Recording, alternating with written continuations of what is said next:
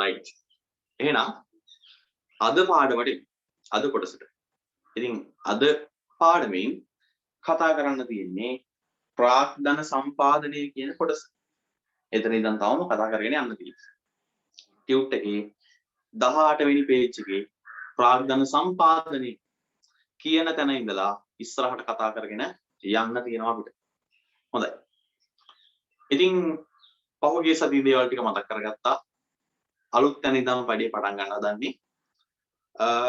ගිය සතියේ මේ අර රිසල්ට් ආවත් එක්කම පුතාල කතා කරන්නේ.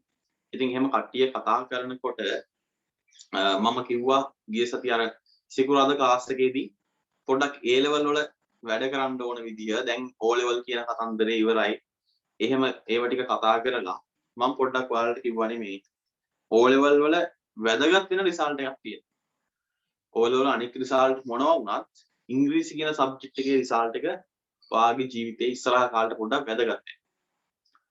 කොමර්ස් කරන පුතෙක් නම් කොහේ හරි මැනේජ්මන්ට් සයිඩ් එකක accountant කෙනෙක් වෙන්න එහෙම නැත්නම් මැනේජින් ෆීල්ඩ් එකක ට්‍රේනින් වලට යනකොට ඔඩිටින් වලට ට්‍රේනින් යනකොට මැනේජ්මන්ට් ට්‍රේනින් යනකොට accountancy හරි බැංකින් හරි ෆයිනෑන්ස් හරි මොනවා හරි ඩිග්‍රියක් කරලා මාකටිං හරි HR හරි ඕන ඩිග්‍රියක් කරලා ට්‍රේනින් වලට යනකොට බැංක් එකේ ට්‍රේනින් වලට යනකොට පොඩි ඉෆෙක්ට් එකක් තියෙනවා ඉංග්‍රීසි O level සබ්ජෙක්ට් එකේ තියෙන රිසල්ට් එකට. ඒ හින්දා අවස්ථාවක් තියෙන වලට O level රිසල්ට් එක නැවත වතාවක් හදාගන්න ඉංග්‍රීසි විතරක්. මම ඒ කතන්දරේ ගිය හතේ කිව්වා. ඉතින් එතනදී ගොඩාක් අයට මම කිව්වා අනිවාර්යෙන්ම ඉංග්‍රීසි වලට ඒකක් නැත්තම් ඔයාලගේ රිසල්ට් එක ඉංග්‍රීසි වලට ඒකක් අරන් යන්න පුළුවන්. ඉංග්‍රීසි වලට ඒකට අරන් යන්න තාම O level වල ඇප්ලිකේෂන් ටික තාම ලබා ගන්න ගමන්නේ තියෙන්නේ. මේ පාර O level කරන පුතාලගේ ඇප්ලිකේෂන් තාම ගන්න ගමන් තියෙන්නේ. ඒ හින්දා ඔයාලට පුළුවන් ඔයාලගේ ඉංග්‍රීසි කියන සබ්ජෙක්ට් එක විතරක් A level apply මේ O level වලට apply කරන්න. S එකක් නම් තියෙන්නේ C එකකට පැන ගන්න බලන්න. මේ sorry C එකට නෙමෙයි A එකකට පැන ගන්න බලන්න. C එකක් නම් B එකක් නම් තියෙන්නේ A එකට යන්න බලන්න. B නම් තියෙන්නේ A එකට යන්න. පුළුවන් තරම් try කරන්න උඩ රිසල්ට් එකකට දාගන්න. උඩම එකට දාගන්න. A එකටම දාගන්න. ඉතින් එක සබ්ජෙක්ට් එකයිනේ තියෙන්නේ. කල් තියෙනවා නැත්නම් O level exam එකට. ඕක දැම්ම අද හෙටම ඉස්කෝලේ ටීචර් කතා කරලා ඉස්කෝලේ වයිස් ප්‍රින්සිපල්ට කතා කරලා ඒකට ඇප්ලිකේෂන් එක දාන්න අද හෙට මේ සතිය ඇතුළතම දාන්න. ඒක දාලා අනිවාර්යයෙන්ම O level ඉංග්‍රීසි රිසල්ට් එක අනිත් ඒවා මොනවා වුණත් කමක්. හරි. කියන්නේ ෆේල් නෙමෙයි. S එකෙන් උඩ අනිත් O level රිසල්ට් මොනවා වුණත් කමන්නේ. ඔයාගේ තියෙන O level ඉංග්‍රීසි රිසල්ට් එක. පුතේ ඒක ඒ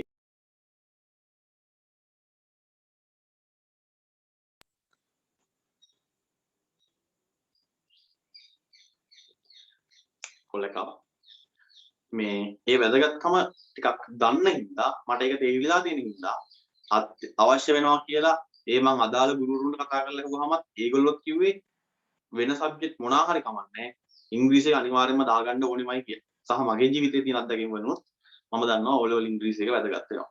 ඒ හින්දා O level ඉංග්‍රීසි එක ඔයාලට බැරි නෑ. ඔබ නිකන් ලැන්ග්වේජ් එකක් විතරයි. අපි මේ සිංහලෙන් කතා කරලා අදහස් සුමාරු කරගන්නවා වගේ ඉංග්‍රීසි කියන්නේ ලැන්ග්වේජ් එකක්. ඉතින් ඒ හින්දා ලොකු අමාරුවක් නැහැ පුතේ. ඒක අනිවාර්යයෙන්ම හදාගන්න පුළුවන්. ඉතින් හදාගන්නකොට මගෙත් O level රිසල්ට් එකේ මම ගිය හතෙත් කිව්වා මේ මෙහෙමනේ තිබුණේ. කොහොම තිබ්බේ? මෙන්න මේක තමයි ඉංග්‍රීසි රිසල්ට් එක තිබ්බේ. ඒ කාලේ හොඳ ගුරුවරයෙක් හම්බෙලා තිබුණේ නැහැ. වැඩ කරන හැටි දන්නේ නැහැ. පාඩම් කරන හැටි දන්නේ නැහැ. ඉංග්‍රීසි වල මොනවද හදාගන්න ඕන විදිය කියලා දන්නේ නැහැ. ඔන්න ආපු රිසල්ට් එක. ඉතින් ඒ හින්දා මං ඊළඟ පාර ඉංග්‍රීසි එක විතරක් දැම්මා. ඊට පස්සේ මේක ආවා. ඊට පස්සේ මේකට යන්න පුළුවන් වුණා. ඉතින් මෙතනට යන්න මේ විද්‍යාව ගණන් පාඩම් කරනවා වගේ එහෙම මැරීගෙන පාඩම් කරේ නැහැ. ග්‍රැමර් ටික හොඳට බලාගත්තා. පොඩ්ඩ ස්පෝකන් එක ප්‍රැක්ටිස් වුණා. ඒ කියන්නේ මේ නිකන් පොඩ්ඩක් ෆිල්ම් එක බලනකොට කතා කරනකොට එන වචන ටික මම පොඩ්ඩක් එක ප්‍රැක්ටිස් කරා. ඊට පස්සේ මේ ඉංග්‍රීසි සින්දු වලට ඉංග්‍රීසි ෆිල්ම් වලට පොඩි වැඩිපුර කාලයක් දුන්නා.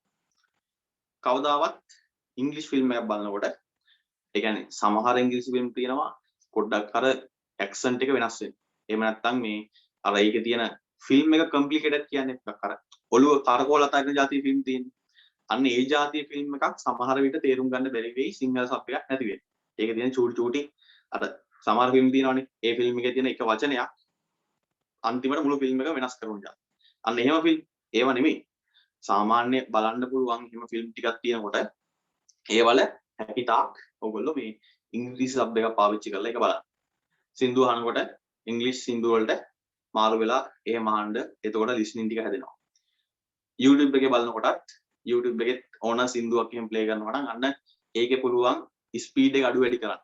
ඒ ඩබල් ස්පීඩ් ගන්න පුළුවන් 1.5කින් වැඩි ගන්න පුළුවන් 2කින් වැඩි ගන්න පුළුවන් 0.5කට 0.2.5කට එහෙම අඩු කර කර අහන්න පුළුවන්. ඉතින් එහෙම කරලා හයියෙන් යනවා වැඩි නම් ඒක හිමින් හරි යනවා. ඉතින් ඔය ටික ඔහොම කරගෙන යනකොට පොඩ්ඩක් ඒක ෆැමිලිය සබ්ජෙක්ට් එකක් වෙනවා. Tamanට මේ පුරුදු විෂයක් වෙනවා. මොකක් හරි වචනයක් කිව්ව ගමන් දන්නේ නැති වචනයක් තියෙනවා නම් ෆෝන් එක තියෙනවනේ ඔයාලා හැමෝගෙම අතේ. අනිවාර්යෙන්ම ෆෝන් එකේ තියෙන්න ඕනේ ඩික්ෂනරි දෙකක්. එකක් මේ තුනක් විතර තියෙනවා. එකක් තමයි මේ ඔක්ස්ෆර්ඩ් ඩික්ෂනරි එක. මේ ඔක්ස්ෆර්ඩ් ඩික්ෂනරි. අනික එක ඔක්ස්ෆර්ඩ් ඉංග්ලිෂ් ඩික්ෂනරි. එතකොට ඕන වචනයක් මේකේ ඉංග්‍රීසි තේරුමත් එක්ක නවල් මේ ඒක මේ මොන මේ වචනයක්ද ඒකේ තියෙන වවල් එකක්ද එහෙම නැත්නම් ඒකේ තියෙන පාස් පාර්ටිසිපල් එක මොනවාද ඊට පස්සේ ඒක ප්‍රසන්ට් ටෙන්ස් ෆියුචර් ටෙන්ස් ඒක verb එකක් දානවා නම් ඒ සේරම ඒ වගේ සේරමත් එක්කම ඔයාට සාමාන්‍යයෙන් ඔය සිංහල ඩික්ෂනරි එක ගන්නවා වගේම සේරම ටිකක් ඔය ඔක්ස්ෆර්ඩ් ඩික්ෂනරි එක ගන්න. අනිත් එක තමයි සිංහල ඉංග්‍රීසි ඔෆ්ලයින් ඩික්ෂනරි එකක් තියෙනවා. සිංහල එක ඉංග්‍රීසි වලට හදලා එක ඩික්ෂනරි එකක් තියෙනවා. අනිත් එක හැමෝගෙම ෆෝන් එකේ තියෙනවා Google Translate එක දාන්න. ඔන්න ඔය තුන. ඔය තුන සාමාන්‍ය ෆෝන් එකට දාගන්න පුළුවන්. ලොකු මෙගාබයිට් ගණනක් යන්නෙත් නැහැ. මේ තුනටම ඕන නම් MB 100ක් විතරයි. ඉතින් ඒ හින්දා මේ තුන පාවිච්චි කරන්න. මොකක් හරි වචනයක් තේරෙන්නේ නැති වුණොත් එහෙම ටක් ගාලා මේක හරි ගහලා බලන්න තේරුම මොකක්ද කියලා. ඊට වඩා හොඳයි මේකෙම ගහලා බලනවා. බැරි ගාතේ හරි මේක ගහලා බලන්න. කොහොම තමයි මම හදාගත්තේ. ඒක ගහලා බලනවා. ගෙවුවට පස්සේ ලොකු විස්තරයක් එනවා. මෙන්න මේක තමයි වචනේ අග මුල මේ වචනේ හැදුනේ මෙහෙමයි. එහෙම කියලා ලොකු විස්තරයක් එනවා. ඒක අමාරුවෙන් කියවන්න. ඒක කියවලා ඊට පස්සේ ඒක සම්පූර්ණයෙන්ම කොපි කරලා ට්‍රාන්ස්ලේට් එකට දාන්නත් පුළුවන්. ඊට පස්සේ ඒකේ මේ මීනින් එක බලන්නත් පුළුවන්. ඉතින් ඒ විදිහට ඔයාලා ක්‍රම හොයාගන්න. YouTube එක තියෙනවා. ඕන තරම් YouTube එකේ වීඩියෝස් තියෙනවා, මේවා තියෙනවා ග්‍රැමර් උගන්වන, ඊට පස්සේ ඇක්ටිව් වොයිස්, පැසිව් වොයිස් උගන්වන, මේ නෝට්ස් හදාගන්න විදිය, රචනා ලියන විදිය, ඒවා කියා දෙන ඕන තරම් වීඩියෝස් තියෙනවා.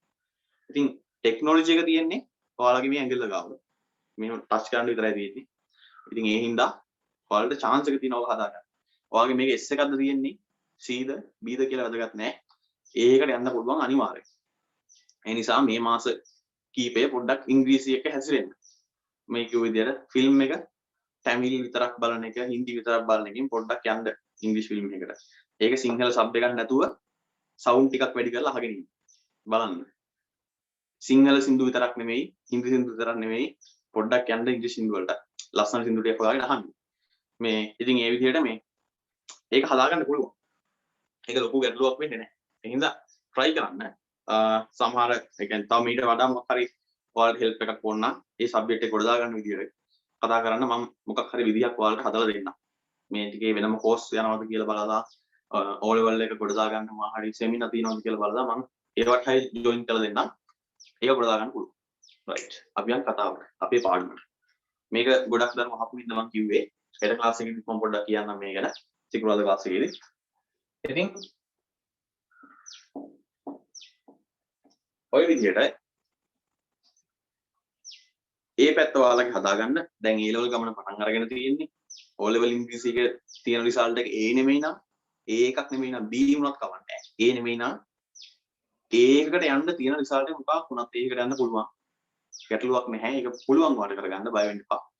ඒ හින්දා ඒකට මහන්සි වෙන්න මේ පොඩි සති දෙකක් තුනක් විතර පොඩ්ඩක් ඒ වෙනුවෙන් කැප කරන්න. හරි. ඒ නිසා ඒ පැත්ත හරි ඒක වා හදාගන්න. මේ මොකක් හරි ගැටලුවක් තියෙනවා නම් කතා කරලා අහන්න. සර් මෙහෙම රිසල්ට් එකක් තියෙන්නේ. කියන්නේ B තියෙන්නේ. කමන් නැහැ නේ කියලා ඉඳලා එපා. B නම් තියෙන්නේ තව චුට්ටයි.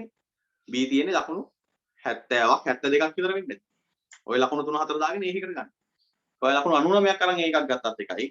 ලකුණු 75ක් අරගෙන ඒකක් ගත්තත් එකයි ඔය level වල ලකුණු 75ව 9ක් තිබ්බ එකනට තියෙන්නේ 9ක්. ලකුණු 99ව 9ක් තිබ්බ එකනට තියෙන්නේ 9ක්. ඒ හින්දා ඒක මේ ලොකු මේකක් වෙන්නේ නැහැ. හින්දා ඔයාලා ලකුණු 75 ගන්න පුළුවන්. right. බලමු අපේ පාඩමේ ඊළඟට තියෙන කොටස උත්තේ.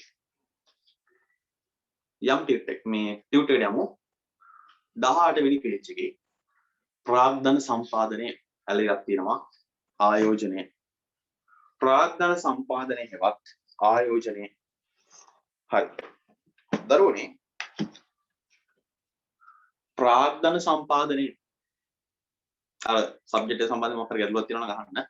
ඊයේ රාත්‍රී 3 දිනෙම කතා කරලා කිව්වා මෙහෙම තියෙනවා ඇප්ලයි කරන්නද කොහොමද ඇප්ලයි කරන්නේ අඳුරන සර් කෙනෙක් ඉන්නවද ඒකට හොඳ මෙයා වෙන කට්ටිය එහෙම කියලා මම ඒවා ටික සෙටල් කරලා දෙන්නම් ඔයාලගේ තියෙන අයිඩියාස් එක මත හරි ඒ කියන්නේ ඒක කම්මැලි කමට නම් ඉන්න එපා මේ C එකක් තියෙන්නේ නැතිනේ B එකක් තියෙන්නේ නැතිනේ ඉංග්‍රීසි වලට කියලා කම්මැලි කමට ඉන්න එපා ඕක තේරෙයි A level ඉවර වෙලා ට්‍රේනින් එකකට යනකොට A level ඉවරලා ට්‍රේනින් දානකොට කැම්පස් යනකොට කැම්පස් එකේ ගිහිල්ලා සමහර ඩිග්‍රී තෝරගන්නකොට මේ ඒ ඩිග්‍රී වලට ඉංග්‍රීසි වලට අනිවාර්යෙන් B එකක් තියෙන්න ඕනේ C එකක් තියෙන්න ඕනේ ඕල් රිසල්ට් එකට කියලා කියන්නේ රට යන්න හදනකොට ඒ යන IELTS එක හරි මොකක් හරි යම ඒ රටේ තියෙන මොකක් හරි රික්වයර්මන්ට් එකකට වැඩ කරද්දී ඕ ලෙවල් රිසල්ට් එක මෙහෙම B එකක් C එකක් තියෙන්න ඕනේ අඩු ගාණ කියලා කියද්දී වෙන කැම්පස් A level ඉවර වෙලා ස්ටුඩන්ට් වීසා ඇප්ලයි කරනකොට ඉංග්‍රීසි වල ඕ ලෙවල් රිසල්ට් එක මොකක්ද කියලා අහනකොට එතකොට තේරෙයි.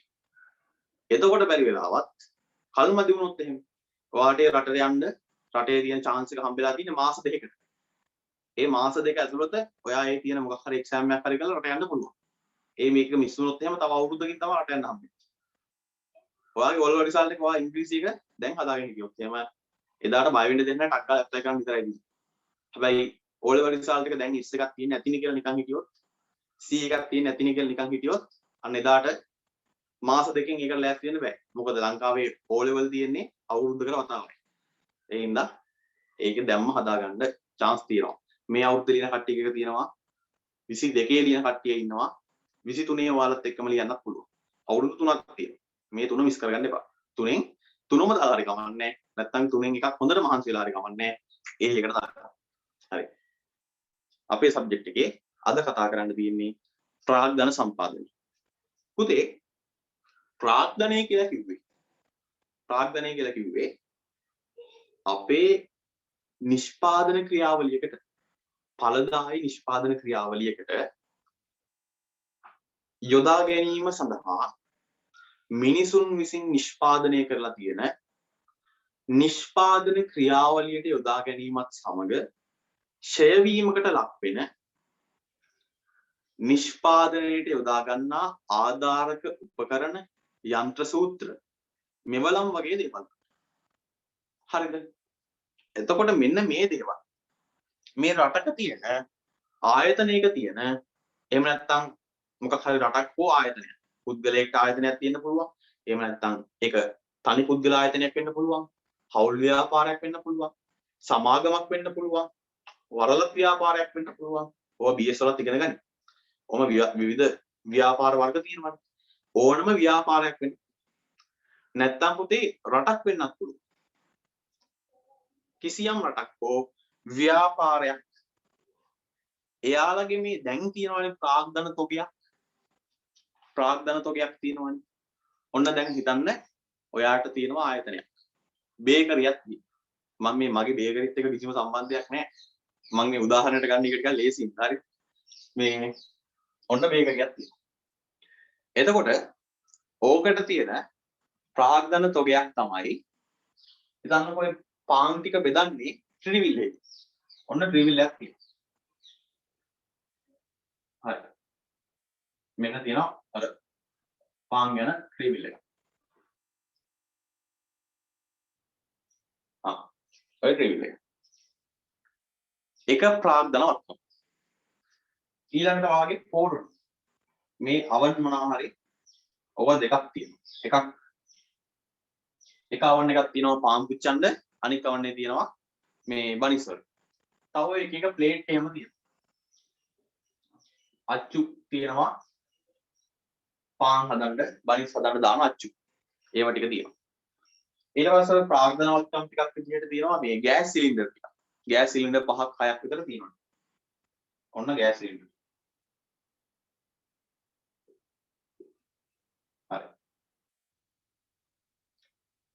මේ හින්දා මෙන්න වාගේ තියෙන ප්‍රාග්ධනවත්කම් ටික වේගරිය කියන අය ගෑස් සිලින්ඩර් ටික තියෙනවා තැටි ටික තියෙනවා හදන්න පෝරණුවක් තියෙනවා ඒ ටික හදලා මේ වාහනේ දාගෙන ගමවට යනවා ඒක විකුණු ඔන්න තියෙන ප්‍රාග්ධනවත්කම් ටික කිසියම් රටක් හෝ ආයතනයක් ඔවුන්ගේ පවත්නා ප්‍රාග්ධනවත්කම් මෙන්න පවතින ප්‍රාග්ධනවත්කම් ටික මේකට කියනවා ප්‍රාග්ධන තොගය කියලා ප්‍රාග්ධන තොගය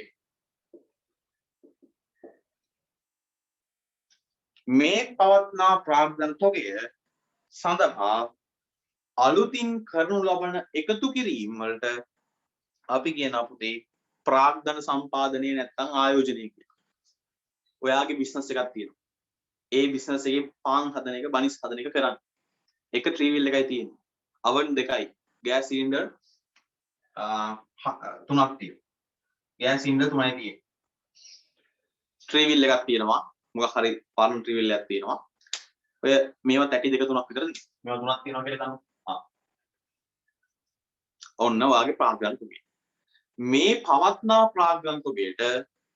ප්‍රාග්ධන තොගයට අලුතින් ප්‍රාග්ධනවත්කම් එකතු කිරීම පවත්නා ප්‍රාග්ධන තොගයට අලුතින් ප්‍රාග්ධනවත්කම් එකතු කිරීම අලුතින් දානවා ඒකට කියනවා පුතේ ආයෝජනය කරනවා කියලා ප්‍රාග්ධන සම්පාදනය කරනවා කියලා රයිට් රටක් විදිහට ගත්තොත් මේ ආයතනේ අන්න තියෙන ත්‍රිවිල් එක වෙනුවට එක ත්‍රිවිල් එකයි දැන් දුවන්නේ තවත් ත්‍රිවිල් එකක් ගේනවා ඔන්න තව ත්‍රිවිල් එකක් ගේනවා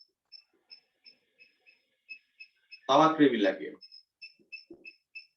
ඒකෙත් යනවා තව ලොකු අවන් එකක් ගේනවා තව ලොකු අවන් එකක් කලින් මේ අවන් එකේ එකපාරකට පාන්ගෙඩි 20යි පුච්චන්න පුළුවන් මෙන්න පාන්ගෙඩි 100ක් විතර දාන්න පුළුවන් ලොකු අවන් එකක් ගෑස් සිලින්ඩර් අර කිලෝ 50කට විතර ලොකු ගෑස් සිලින්ඩරයක් කිලෝ 50කට විතර ලොකු ගෑස් සිලින්ඩරයක් ඒකේ මාසයක් විතර වැඩි කරන්නේ මේ පාන් පුච්චන තැටි මේවා දැන් අවන් දෙකකුත් තියෙනවා අවන් දෙකක් තිබ්බ එක අවන් තුනක් වුණා ගෑස් සිලින්ඩරුත් තියෙනවා ඒ හින්දා මෙන්න තව පාන් තැටි 4ක් විතරක් තියෙනවා දැන් 7ක් විතර තියෙනවා ඔයාගේ ප්‍රාග්ධන තොගයට මොකද උනේ ඔයාගේ තියෙන ප්‍රාග්ධන තොගයට අලුතින් ප්‍රාග්ධනවත්කම් එකතු වුණා ඕකට තමයි පුතේ අපි කියන්නේ ආයෝජනය කියලා නැත්නම් ප්‍රාග්ධන සම්පාදනය කියලා ප්‍රාග්ධනවත්කම් සපයනවා ප්‍රාග්ධන සම්පාදනය කියලා කිසියම් රටක් වෙන්න පුළුවන් ආයතනයක් වෙන්න පුළුවන් මේ ඔයාගේ තියෙන මේ පුංචි බේකරිය ඒක තමයි ඔහොම වුනේ ප්‍රාග්ධන සම්පාදනය සිද්ධ වුනේ ආයෝජනය සිද්ධ වුනේ අපි රටක් විදියට කොහොමද ආයෝජනය කරන්නේ අපිට ඉස්සර මේ හම්බන්තොට වරායක් තිබුණේ නැහැ අපි ඒක අපේ රටේ වරාය තිබුණේ ඔය කොළඹ වරාය ඒ ටික අලුතෙන් මේ වෙළඳ වරායක් හදුවා හම්බන්තොට අන්න ප්‍රාග්ධන තොගේ වර්ධනය වුණා ඉස්සර තිබ්බ ප්‍රාග්ධනවත්කමක් තමයි වරාය කියන්නේ දැන් අලුත් වරායක් හැදුවා ප්‍රාග්ධන තොගය වැඩි කරගත්තා ආයෝජනය කරා අලුතෙන් ගුවන් තොටුපළක් හදනවා අන්න ප්‍රාග්ධන සම්පාදනය සිද්ධ වෙනවා රටේ අලුතෙන් හයිවේ එකක් හදනවා අලුත් හයිවේ එකක් හදනවා ආයෝජනය වෙනවා ප්‍රාග්ධන සම්පාදනයක් සිද්ධ වෙනවා අලුතෙන් මොකක් හරි ගොඩනැගිල්ලක් හදනවා ලොකු ගොඩනැගිල්ලක් මේ ගොඩනැගිල්ල හදන්නේ විදේශ රටවල් වල ඉන්න ආයෝජකයන්ට ඇවිල්ලා ආයෝජනය කරන්න කියලා අන්න ප්‍රාග්ධන සම්පාදනයක් සිද්ධ කරා ලංකාවේ පෝට් සිටි එක කියලා එකක් හදුවා ළඟදී හරි පහුගිය දවස්වල පහුගිය මාස 3ක විතර පරණ නිවුස් එක මතකයි නා ඒ නිවුස් වල එහෙම කිව්වා පෝට් සිටි කියලා අලුතෙන් මේ කොළඹ මේකක් හදුවා කියලා ඔය පෝට් සිටි එක හදුවේ අලුත් ආයෝජකව මෙහාට ගෙන්න ගන්න අලුත් සමාගම් මෙහාට ගෙන්න ගන්න. විදේශ රටවල් වල ඉන්න සමාගම් වලට ඇවිල්ලා අපේ ලංකාවේ ඒ තියෙන මේ සාමාන්‍ය කර්මාන්තපුරයක් තියෙනවා. අන්නේ කර්මාන්තපුරයක් වගේ එයාලගේ වෙළඳ කටයුතු කරගෙන යන්න. එයාලගේ සමාගම් ටික පටන් ගන්න. එයාලගේ තියෙන බ්‍රාන්චස් ඕපන් කරන්න. ඔය ඕන මේ ඒ දේවල් ටිකට ඒවට අවස්ථාවක් හදලා දෙන්න තමයි ඔක හැදුවේ. අන්න ඒ ආයෝජකයෝ ටික අපේ රටට ආවහම අපේ තියෙන ප්‍රාග්ධන තුකේ වර්ධනය වෙනවා. අලුතෙන් සමාගම් ටිකක් එනවා. අලුතෙන් ව්‍යාපාර ටිකක් එනවා. අලුතෙන් මොකක් හරි මේ නව ව්‍යාපාරික අවස්ථා නිර්මාණය වෙනවා. ඒ ඔස්සේ ප්‍රාග්ධන සම්පාදනය වැඩි වෙනවා. අන්න ආයෝජනය වෙනවා. එහෙනම් රටක් වෙන්න පුළුවන් පුතේ. ආයතනයක් වෙන්න පුළුවන්.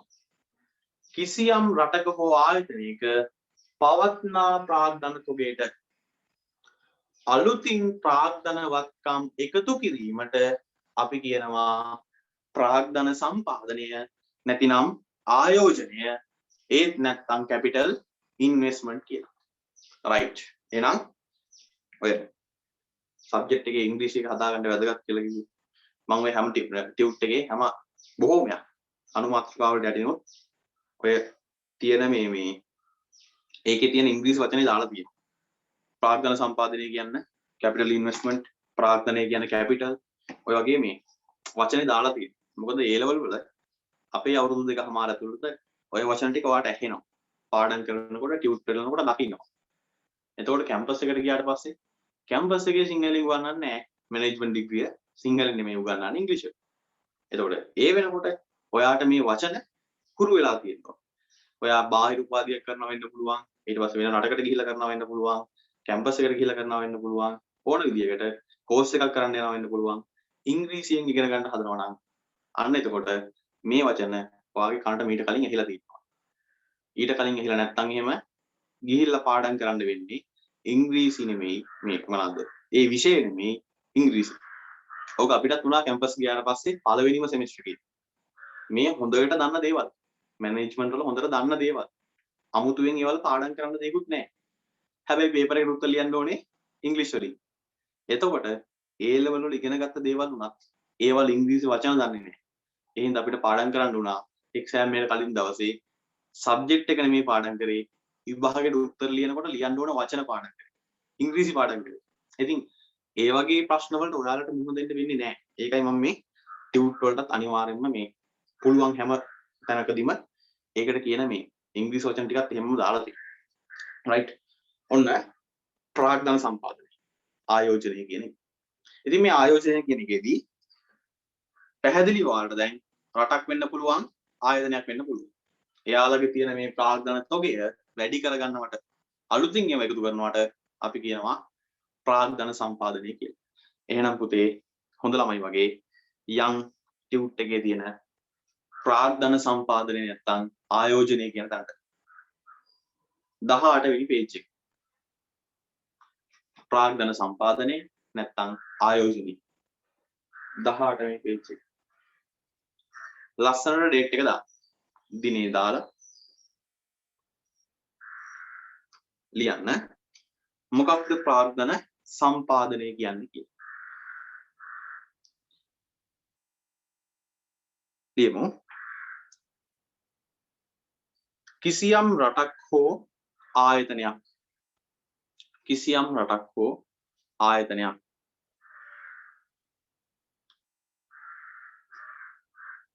කිසියම් රටක් හෝ ආයතනයක්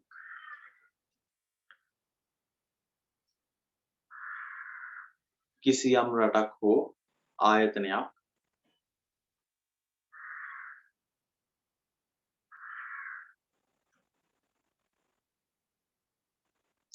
කිසියම් රටක් හෝ ආයතනයක්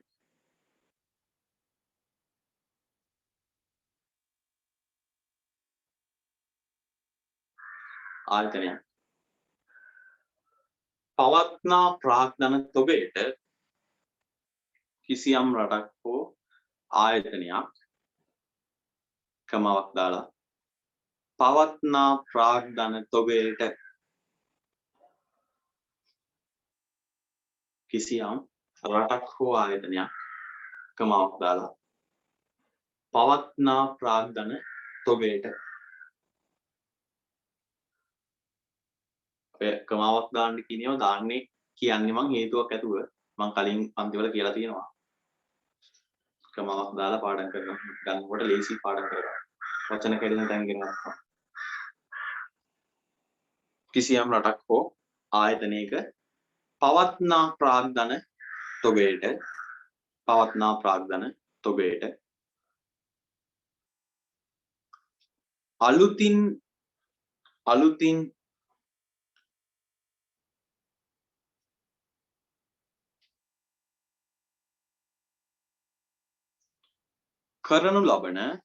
අලුතින් කරනු ලබන පවත්නා ප්‍රාග්ධන තොගයට අලුතින් කරනු ලබන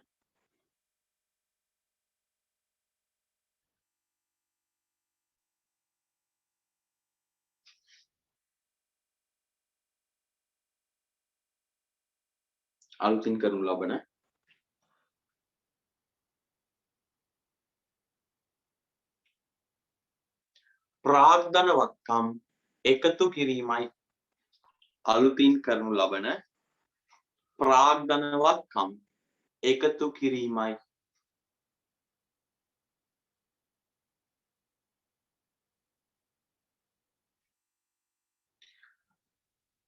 අලුතින් කරනු ලබන ප්‍රාග්ධනවත්කම් එකතු කිරීමයි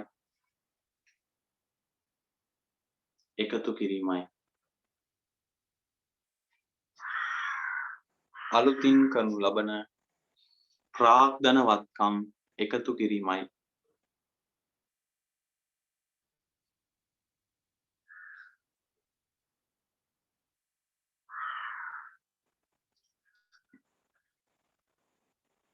හරි අලුත් රූලකින් පුතේ අලුත් රූලකින් තරුවක් දාලා ලියන්න අලුත් රූලකින් තරුවක් දාලා ලියන්න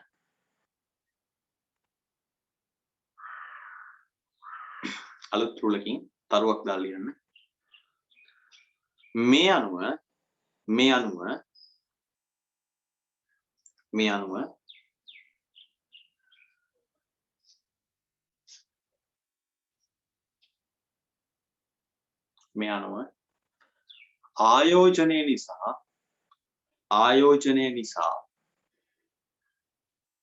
අනුව ආයෝජනය නිසා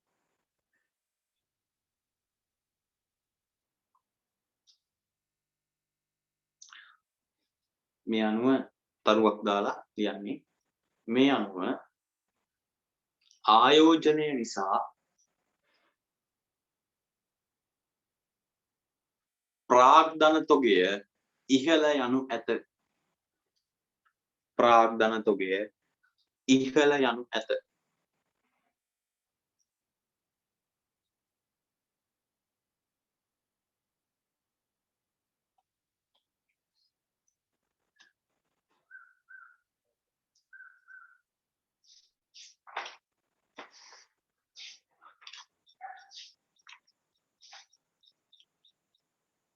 මේ අනුව ආයෝජනය නිසා ප්‍රාග්ධන තොගය ඉහළ යනු ඇත හරි එහෙනම් පුතේ ඔය තමයි ප්‍රාග්ධන සම්පාදනය නැත්නම් ආයෝජනය කියන කොටස ඊළඟට අපිට කතා කරන්න තියෙන්නේ මානව ප්‍රාග්ධනය කියන කාරණාව ඉතින් මේ මානව ප්‍රාග්ධනය කියන කාරණාව කතා කරන්න කලින් මම පොඩි වැදගත් තවත් කොටසක් කතා කරන්නම්. ඒ කොටස ලියා ගන්න ඔයාලගේ ඉඩ තියලා තියෙන්නේ මේ ටියුට් එකේ අන්තිමටම. අපි අර සටහන් වලට කියලා හිස් පිටු දෙකක් කරලා තියෙනවනේ. 28 29 පිටු දෙක. අන්නේ 28 29 ඒ සටහන් කියලා දාගන්න තියෙන පිටු දෙකේ තමයි මේ නෝට් එක යනවා. පොඩි අමතර කාරණා දෙකක් තියෙනවා කතා කරන්න. ප්‍රාග්ධනයටම අදාළ. ඔහොමම යමු. අපේ තියෙන ඔය පිටුව ඔහොමම තියලා මේ අමතර සටහන ගැන කතා කරන්න. අමතර කොටස කතා කරන්න. සටහන් කියන ටියුට් එකේ අන්තිමටම තියෙන පිටුවට යන්න.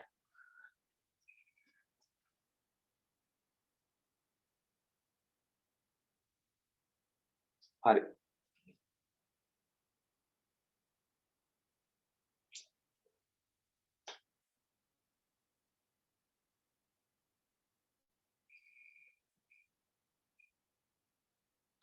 එතන ලස්සනට අනුමාත්‍රිකාවක් දාලා යටින් ඉරක් ගහගන්න. මෙන්න අනුමාත්‍රිකාව. ආර්ථික පොදු කාර්ය ප්‍රාග්ධනය. ආර්ථික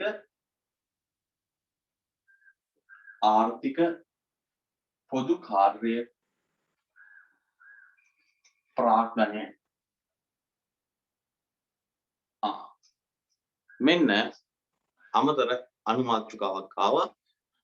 ටියුට් එකේ අවසානයේ සටහන් කියන කොටසේ යටින් එතන අනුමාත්‍රිකාව ගන්න ආර්ථික පොදු කාර්ය ප්‍රාග්ධනය. මේකටම කියන තවත් නමක් තියෙනවා ළමයි. මේකටම කියන තවත් නමක් තියෙනවා ආර්ථිකයේ යටිතල පහසුකම් කියලා. ආර්ථික යටිතල පහසුකම් කියලා. ආර්ථික යටිතල පහසුකම්.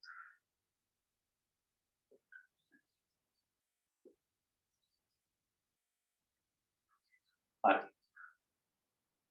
ආර්ථික පොදු කාර්ය ප්‍රාග්ධනයයි ආර්ථික යටිතල පහසුකම්. මෙන්න එකම අදහස තමයි තියෙන්නේ. හරිද? මේක අමතර කොටසක්. මේක ලියන්නේ අපේ අර ටියුට් එකේ පිටිපස්සේ තියෙන සටහන් කියන කාර්යය.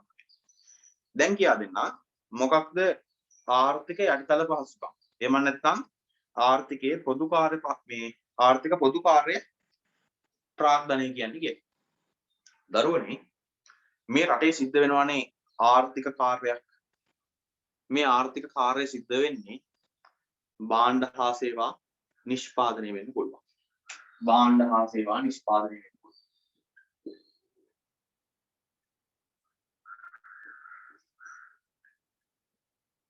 නිෂ්පාදනය. මේවා නිෂ්පාදනය කරලා විතරක් හරියන්නේ නැහැ. මේවා මිනිසුන්ට ගිහිල්ලා දෙන්න ඕනේ. ඒවා මිනිසුන්ට ගිහිල්ලා දෙන්න ඕනේ. ඒවා මිනිසුන්ට ගිහිල්ලා දීලා මිනිසුන්ගෙන් සල්ලි ඉල්ල ගන්නවා. ඒ වගේම නැත්තම් හුවමාරු කරගන්න ඕනේ. එහෙනම් රටක භාණ්ඩ හා සේවා නිෂ්පාදනයට හා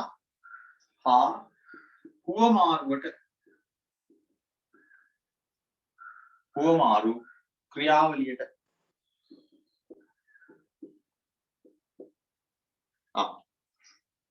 රටක භාණ්ඩ හා සේවා නිෂ්පාදනයට වෙන්න පුළුවන්. නැත්තම් හුවමාරු ක්‍රියාවලියට වෙන්න පුළුවන්. මෙන්න මේ විවිධ ප්‍රාර්ථන භාණ්ඩ වර්ග මේ යොදා ගන්නවා මේ භාණ්ඩ හා සේවා නිෂ්පාදනය කරන්න හුවමාරු ක්‍රියාවලියට. එතකොට පුතේ මේ යටිතල පහසුකම් කියලා කියන්නේ ආර්ථිකයේ තියෙන භාණ්ඩ හා සේවා නිෂ්පාදනය හා හුවමාරු ක්‍රියාවලිය පහසු කිරීමට යොදා ගන්නා ප්‍රාග්ධන උපකරණ වලට. භාණ්ඩ හා සේවා රටේ තියෙන භාණ්ඩ හා සේවා නිෂ්පාදනයට සහ හුවමාරු ක්‍රියාවලියට එහෙම නැත්නම් ඒ ක්‍රියාවලිය පහසු කරන ප්‍රාග්ධන වත්කම් වලට අපි කියනවා යටිතල පහසුකම් කියලා. ක්‍රියාවලිය පහසු කරන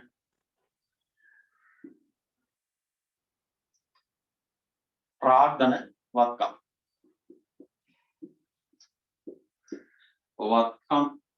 right. මොනවාද? රටේ තියෙන භාණ්ඩ හා සේවා නිෂ්පාදනය සහ හුවමාරු ක්‍රියාවලිය පහසු කරන ප්‍රාග්ධන වත්කම්. ඒවට කියනවා පොදු කාර්ය ප්‍රාග්ධනය නැත්නම් යටිතල පහසුකම් කියලා. පුතේ උදාහරණයකින් කිව්වොත් එහෙම මෙන්න මේ උදාහරණ වලට අපිට ගන්න පුළුවන් අපේ රටේ තියෙන තැපැල් සේවාව, දුරකථන සේවාව, දුම්රිය සේවාව. කියන්නේ ඊට පස්සේ මොනවාද? තැපැල් සේවාව, දුරකථන සේවාව, දුම්රිය සේවාව, ආයේ වාරි මාර්ග පද්ධතිය, විදුලි බලය, මේ අන්තර්ජාල පහසුකම් ටික. මෙන්න මේ දේවල් වලට අපි කියනවා යටිතල පහසුකම් ටික. ඔය දුෂ්කර පළාත්වල ගම්වලට යටිතල පහසුකම් ටික හරියට නැහැ කියලා කියන්නේ. ඒ කියන්නේ මේ හොඳ පාරක් නැහැ. මහා මාර්ග පද්ධතියක් නැහැ. තැපැල් සේවයක් නැහැ. ගෙදර ගමට ලියුම් ඉන්නේ නැහැ. මේ විහිළු නෙමෙයි එහෙම ගම් තියෙනවා මේ රටේ. ඒ ගමට ලියුම් ඉන්නේ නැහැ. ඒ ලියුම් කාර්යය එන්නේ ටික දුරයි. එතෙන්ට ඇවිල්ලා ඒ තියෙන ගෙදරකට ලියුම් ටික දීලා. මේ මොන හරි ඒ වගේ මේ අහලා තියෙනවා. එහෙම ගම් තියෙනවා. හරි. ඉතින් තැපැල් සේවයක් නැහැ. ඊළඟට හොඳට පාරවල් ටික නැහැ. ඒ ගමට එන්න පාරක් නැහැ. මහා මාර්ග පහසුකම් ටික නැහැ. විදුලිය නැහැ. කරන්ට් එක නැති ගම් තියෙනවා. විදුලි පහසුකම් ටික නැහැ. වතුර නැහැ. ඊළඟට ආයේ මේ ප්‍රවාහන පහසුකම් ටික නැහැ. අන්න රටේ තියෙන භාණ්ඩ හා සේවා නිෂ්පාදනයේට සහ හුවමාරු ක්‍රියාවලිය පහසු කරවන්න භාවිතා කරන ප්‍රාර්ථනවත්කම් හෙවත් ඔන්න යටිතල පහසුකම්. ඒ දේවල් තමයි උදාහරණ වෙන්නේ. තැපැල් සේවය, දුම්රිය සේවය, ඊට පස්සේ මහා මාර්ග ටික, ප්‍රවාහන සේවාවන් ටික, විදුලි බල මණ්ඩලයේ තියෙන මේ විදුලි සැපයුම, දුරකථන සේවා පහසුකම් ටික, අන්තර්ජාල පහසුකම්. ඔන්න පුතේ ආර්ථිකයේ තියෙන පොදුකාර්ය ප්‍රාර්ථනය නැත්නම් යටිතල පහසුකම්. මම හිතනවා පුතාට මේක පැහැදිලි කියලා. මොකක් හරි ගැටලුවක් තියෙනවා නම් කතා කරලා අහන්න. රයිට්. එහෙනම් අපි ලියාගමු. ලස්සනට ලිව්වා අපේ මේ අනුමාතෘකාව ආර්ථික පොදුකාර්ය ප්‍රාර්ථනය වරණක විතර දාගත්තා යටිතල පහසුකම් කියලා.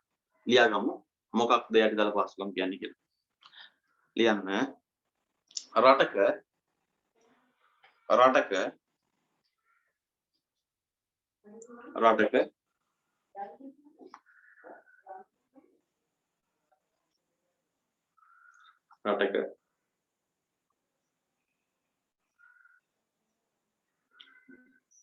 රටක භාණ්ඩ හා සේවා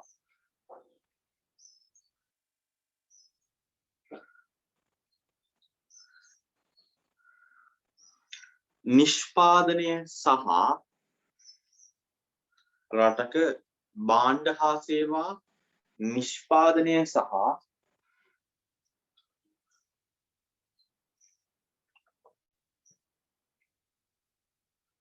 රටක භාණ්ඩ හා සේවා නිෂ්පාදනය සහ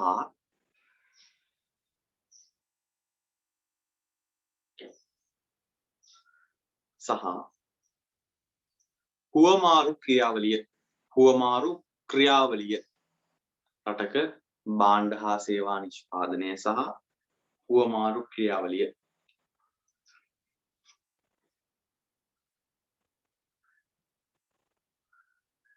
රටක භාණ්ඩ හා සේවා නිෂ්පාදනය සහ හුවමාරු ක්‍රියාවලිය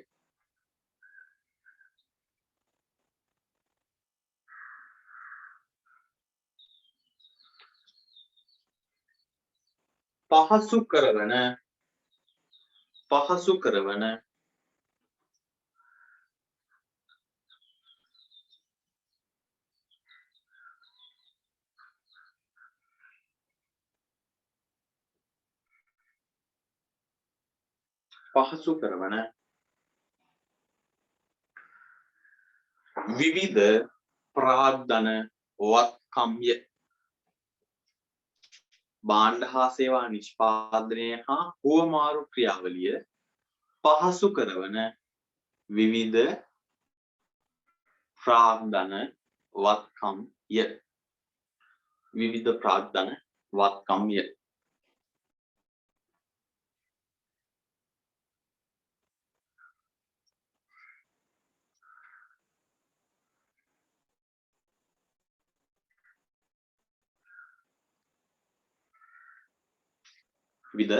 ප්‍රාග්ධන වත්කම්ය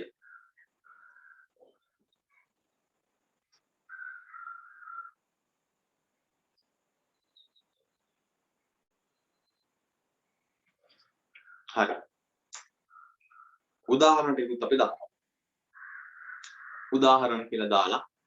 උදාහරණ කියලා දාලා මෙන්න ප්‍රාග්ධන වත්කම් පැහැදිලිව ලස්සනට දාගමු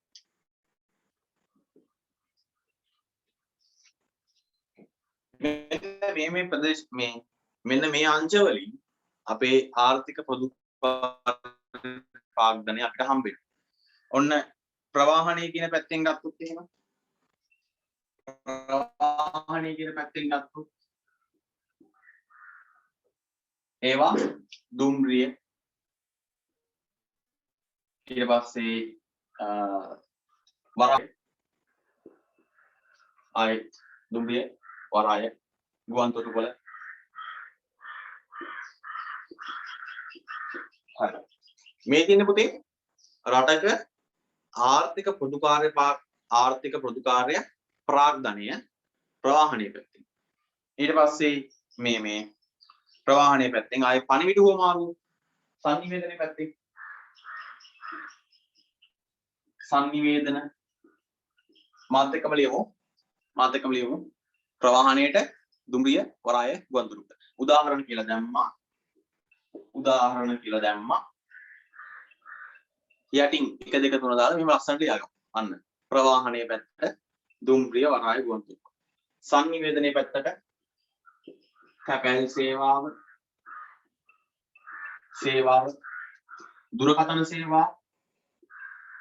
දුරකථන සේවා ඊළඟට අන්තර්ජාල පහසුකම්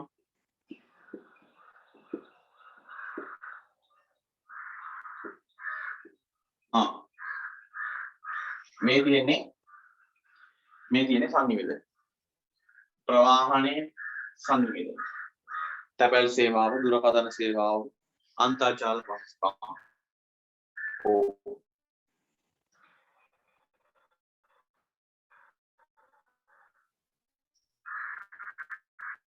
ඊට අමතරව තව තියෙනවා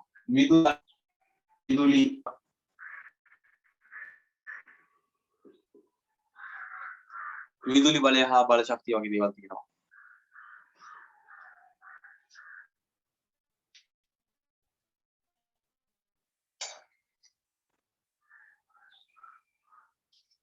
ඊට පස්සේ අපේ රටේ තියෙන ගංගා ඇලදොල වැව් අමු තියෙන වාරි මාර්ග පද්ධතිය තියෙනවා.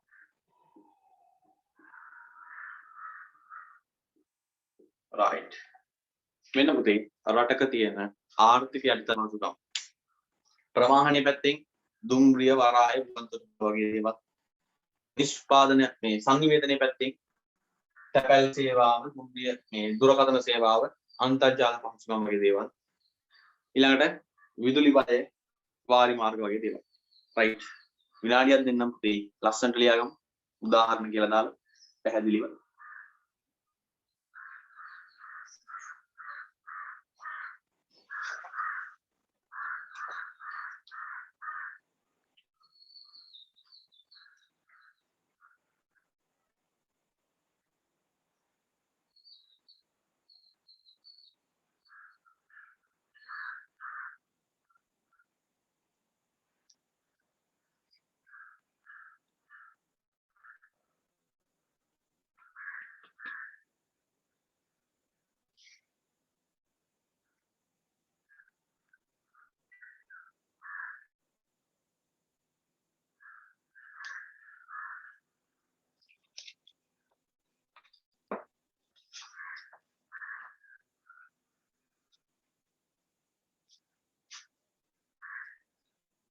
හරි මම හිතනවා ලියලා ඉවරද කියලා ඉවරද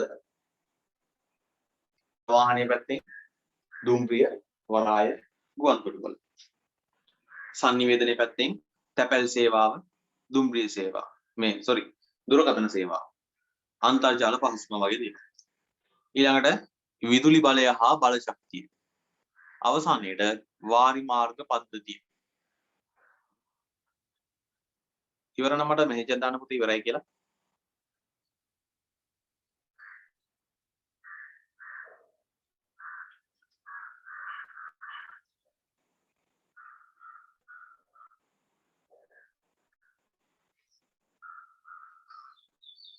ඉවර කට්ටිය මෙහෙජක් දාන්න ඉවරයි කියලා එයා අතන පාරට ලස්සන ලියාගෙන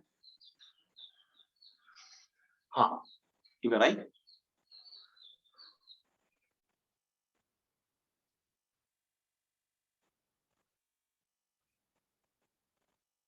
දෙන්න ඉව්වේ අනික කටියමු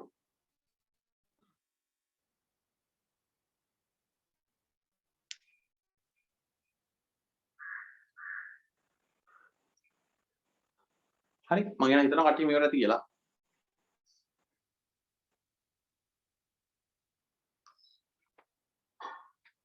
හරි. okay. එහෙනම් ආර්ථික පොදු ප්‍රාර්ථනයේ එහෙම නැත්නම් ආර්ථිකයේ තියෙන යටිතල පහසුකම්.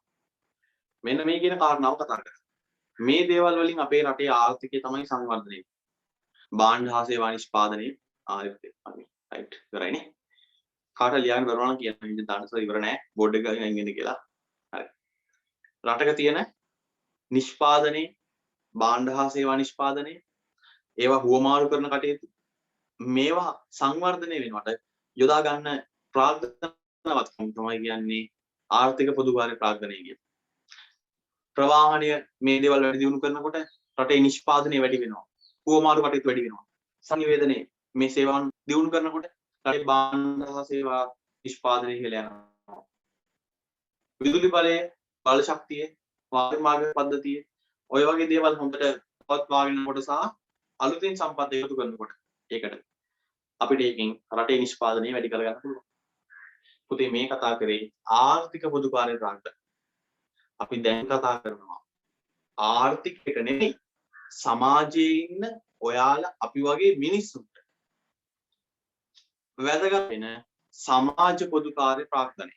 එහෙනම් පුතේ ඊළඟ අනුමාතෘකාව දාගන්න. ඊළඟ අනුමාතෘකාව දාගන්න සමාජ පොදුකාර්ය ප්‍රාර්ථනය. ඊළඟ අනුමාතෘකාව සමාජීය පොදුකාර්ය ප්‍රාර්ථනය.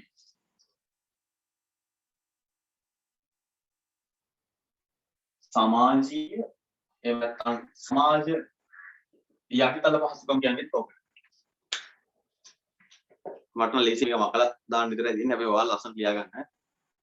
තරුවක් දාලා ලස්සනට පොඩි අනුමාතෘකාවක් විදිහට ලියා ගන්න. සමාජීය පොදුකාර්ය ප්‍රාර්ථනය නැත්නම් සමාජ යටිතල පහසුකම්.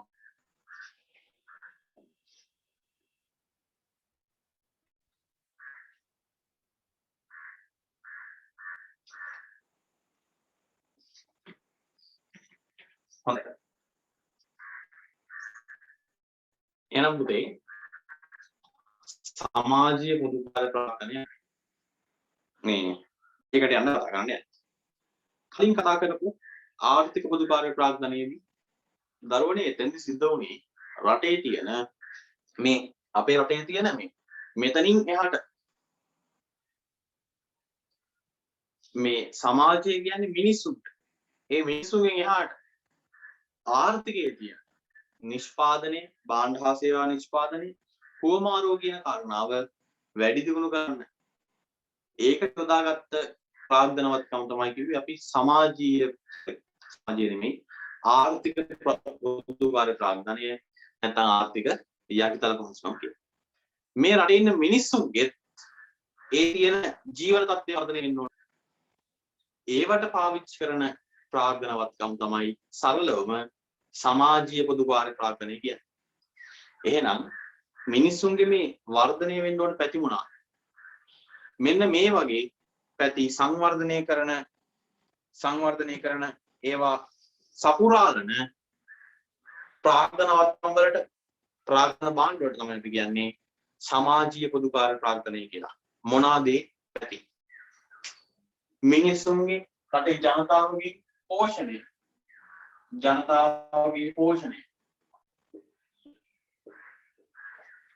පුතේ මිනිසුන්ගේ පෝෂණය වර්ධනය කරන්න ඕනේ. එහෙම නැත්නම් පෝෂණය කියන කාරණාව ඒක වැඩි දියුණු කරන්න රටේ යටිතල පහසුකම් දියුණු වෙන්න ඕනේ. සමාජීය යටිතල පහසුකම් හැදෙන්න ඕනේ. පෝෂණය වෙන්න පුළුවන්, සෞඛ්‍ය තත්ත්වය වෙන්න පුළුවන්, අධ්‍යාපනය වෙන්න පුළුවන්, සෞඛ්‍ය තත්ත්වය අධ්‍යාපනයේ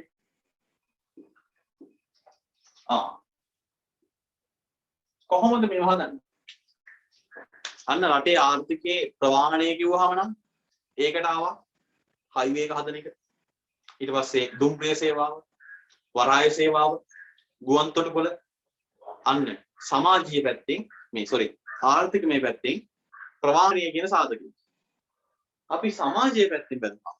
පුතේ රටේ ජනතාවගේ පෝෂණය නිර්මාණය වෙන්න ඕන. ඔය ගොඩක් මේ වෙච්ච එක තමයි මේ පහුගිය දවස්වල මේ රසායනික පොර භාවිතේ තහනම් කරන්න හදුවනේ. එතකොට ඒවට කොම්පෝස්ට් වගේ මොන හරි කාබනික පොර වල යන්න කියලා කිව්වා. රසායනික පොර අතහැරලා. හොඳ දෙයක්. රසායනික පොර කියන එක අයින් කරලා දාලා يعني ඉස්සර එකපාරක වෙන්න බැරි. එක ගොඩාක් ගැටලු තියෙනවා. අස්තන නඩනවා. ගත්ත නඩු බා ගන්න යනවා. අස්තන නඩුයි. ඊට පස්සේ සැපයුමක් නැහැ. කාබනික පොර සැපයුමක් නැතුව යනවා. ඒ වගේ ගැටලු තියෙනවා. ඒ වුණාට හොඳයි. ඒ වගේ දේවල් ප්‍රොමෝට් කරන එක.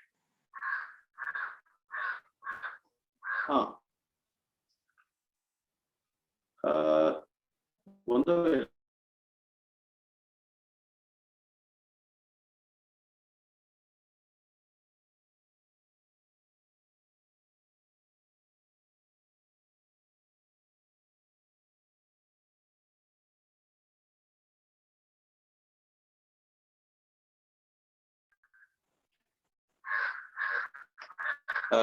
ඒක පොඩ්ඩක් හරියද? තාමත් නෙමෙයි. right. එහෙනම් පුතේ මෙතන මේ කතා කර හිටියේ සමාජයේ තියෙන යටිතල පහසුකම් වර්ධනය කරන්න. අර මිනිසුන්ගේ ජීවන තත්ත්වය යහපත් කරන්න. පෝෂණය සම්බන්ධයෙන් කතා කරනකොට අර රජය ගෙනත් දුන්න සමහර ක්‍රියාමාර්ග තිබ්බා. රසායනික පොහොර වගේ දේවල් භාවිතා කරන්න අඩු කරලා කාබනික පොහොර වලට යන්න කිව්වා. අන්න ඒ වගේ කාබනික පොහොර වලට යන්න කිව්වහම දැන් ඒ වගේ යනවා කියලා නිකන් ඉඳලා හරියන්නේ නැහැ. කාබනික පොහොර හදන අලුතෙන් ප්‍රාග්ධන සම්පත් ඒකට ආයෝජනය කරන්න ඕනේ. ඒ කියන්නේ කාබනික පොහොර හදන්න පටන් ගන්න ඕනේ. ඒවට විවිධ ආයතන හදන්න ඕනේ. ඒවා එකතු කරන්න, රැස් කරන්න විධි ක්‍රම හදන්න ඕනේ. අන්න ඒ වගේ දේවල් වලට පොදු කාර්ය පහසුකම් සපයනවා. සමාජීය පොදු කාර්ය පහසුකම් කියන්නේ ඒකට. සෞඛ්‍ය තත්ත්වය යහපත් කරන්න. අර ළමයෙක් ඉපදුනාට පස්සේ ක්ලිනික් වෙන ඒවා ටික, එයාට බෙහෙත් දෙන ඒවා ටික, ඒවා ටික කරන්න MOH වල තියෙන පහසුකම් ටික තියෙන්න ඕනේ. ඊට පස්සේ රෝහල් ටික හැදිලා තියෙන්න ඕනේ. ප්‍රාදේශීය සහ ප්‍රධාන රෝහල් ටික ඒවා ටික හොඳට හැදිලා තියෙන්න ඕනේ. ඒ රෝහල් වලට ඕන ICU ඇඳන් ටික තියෙන්න ඕනේ. ලෙඩුන්ට දෙන ඒ මැෂින් ටික හරියට තියෙන්න ඕනේ. ලෙඩුන්ට පරීක්ෂණ ටික කරන්න ඒ පරීක්ෂණාගාර පහසුකම් ටික තියෙන්න ඕනේ හොඳට. ලෙඩෙක්ට ඔපරේෂණයක් කරන්න වුණාම මාස ගාණක් ඒ ලිස්ට් එකේ බලාගෙන ඉන්න ඕනේ නැහැ. සතියකින් දෙකකින් මේ ඔපරේෂන් එක කරන්න පුළුවන් වෙන්න ඕනේ. අන්න රටේ තියෙන සෞඛ්‍ය තත්ත්වය යහපත් කරන්න. අලුතෙන් ICU ඇඳන් ටිකක් ගේනවා. අලුතෙන් හොස්පිටල් එකක් හදනවා. අලුතෙන් ඉස්පිරිතාලට මැෂින් එකක් ගේනවා. අන්න CT ස්කෑන් මැෂින් එකක් ගේනවා. අන්න ඒ වගේ සෞඛ්‍ය තත්ත්වය යහපත් කරන්න සමාජීය පොදු කාර්ය වර්ධනය කරනවා. සමාජීය පොදු කාර්ය පිරිවැය වැඩි කරන පිරිවැය නෙමෙයි සමාජීය පොදු කාර්ය ප්‍රාග්ධනය වර්ධනය කරනවා. අධ්‍යාපනයේ පැත්තේ ඉස්කෝලේට පුස්තකාලයක් හදලා දෙනවා. අලුතින් පාසලක් ආරම්භ කරනවා. ඉස්කෝලේට කම්පියුටර් ලැබ් එකක් හදලා දෙනවා.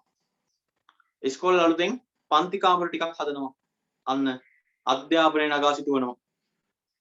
අධ්‍යාපනය වෙනුවෙන් සමාජීය පොදු කාර්ය ප්‍රාග්ධනය වෙන් කරනවා. ඉස්කෝලේ හදන අලුත් බිල්ඩින් එක, අලුත් කම්පියුටර් ලැබ් එක, අලුත් ලැබ් එක, අලුතෙන් හම්බෙන ලයිබ්‍රරි එක, අන්න සමාජයට දල පහසුකම් කියලා කියනවා.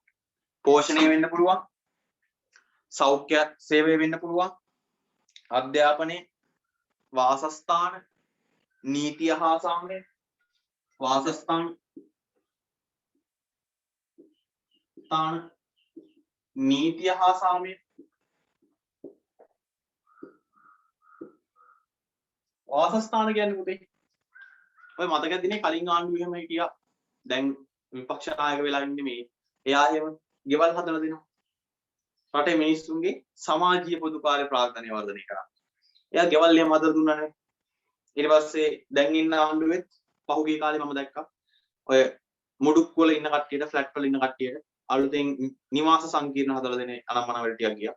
අන්න ඒගොල්ලෝ වාසස්ථාන හදලා දෙන.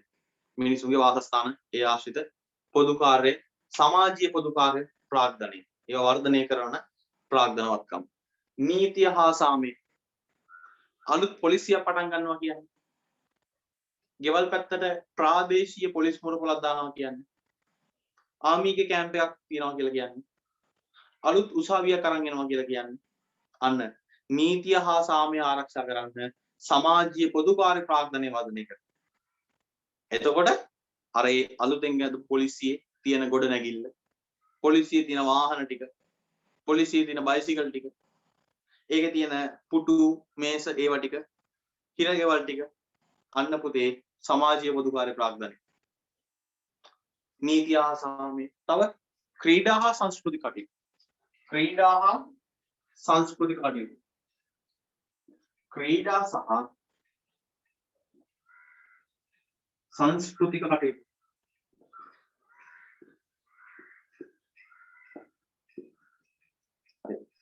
ක්‍රීඩා සහ සංස්කෘතික කටයුතු. ඉස්සරහදී ෆයිබර් කනෙක්ෂන් එක හමු වුණාට පස්සේ කිසිම ගැටලුවක් නැහැ. හයි මට මේ බෝඩ් එක පේන විදිහටම ඔයාලටත් යන්න.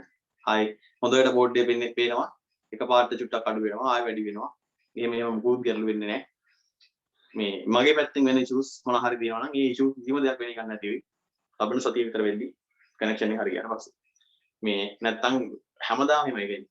මොබිටෙල් පාවිච්චි කරලා බලුවා, SLD බලුවා, ඊට පස්සේ ඩයලොග් බලුවා. මේ කිය කනෙක්ෂන් ගොඩ කරනවා. හැමෝගෙම එහෙමයි. කියන්නේ අර ඒ හැම කෙනෙක් 4G කනෙක්ෂන් එක කියලා කියන්නේ මේ හොඳට තියෙනවා. එක පාට මොකද ඩ්‍රොප් කරනවා.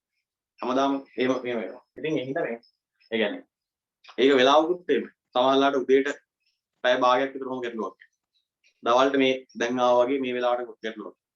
රෑ 8:00 විතර පොඩ්ඩක් එන්නේ. ඊට පස්සේ අනිත් වෙලාවට හොඳට තියෙනවා. ඉතින් මේ ලබන සතියේ හරියයි. අලුත් ෆයිබර් කනෙක්ෂන් එකක් තියෙනවා. ඒක ආවට පස්සේ ඔයාලට හොඳටම අත්දැක මේක දෙන්න පුළුවන් වෙයි. ඉතින් ක්‍රීඩා හා සංස්කෘතික කටයුතු. පුතේ ක්‍රීඩා හා සංස්කෘතික කටයුතු කියන්නේ ඔය ගමේ තරුණ සමිතියට එහෙම අලුතෙන් වොලිබෝල් බෝඩ් එකක් හදලා දෙනවා. ඔයාලා පැත්තවලත් ඇති සමහරට. ඉස්සර ගමේ කට්ටිය එකතු වෙලා වොලිබෝල් එහෙම ගහන්න ගිහිල්ලා කොහොම සම්බන්ධ වෙලා ඒක. ඉතින් අන්න ගමේ ඉන්න කට්ටියට ක්‍රීඩා පිටියක් හදලා දෙනවා. ඊට පස්සේ ගමේ හරි සංස්කෘතික වැඩවලට දායක වෙනවා. අලුතෙන් පන්සලක් හදනවා. මෙන්න මිනිසුන්ගේ ක්‍රීඩා හා සංස්කෘතික කටයුතු වර්ධනය කරන්න සමාජීය පොදුකාර්ය ප්‍රාග්ධනය වෙනවා. එහෙනම් පුතේ අපිට සමාජීය පොදුකාර්ය ප්‍රාග්ධනය කියන්නේ නිර්වචනයක් ගේන්න පුළුවන් මෙන්න මෙහෙම.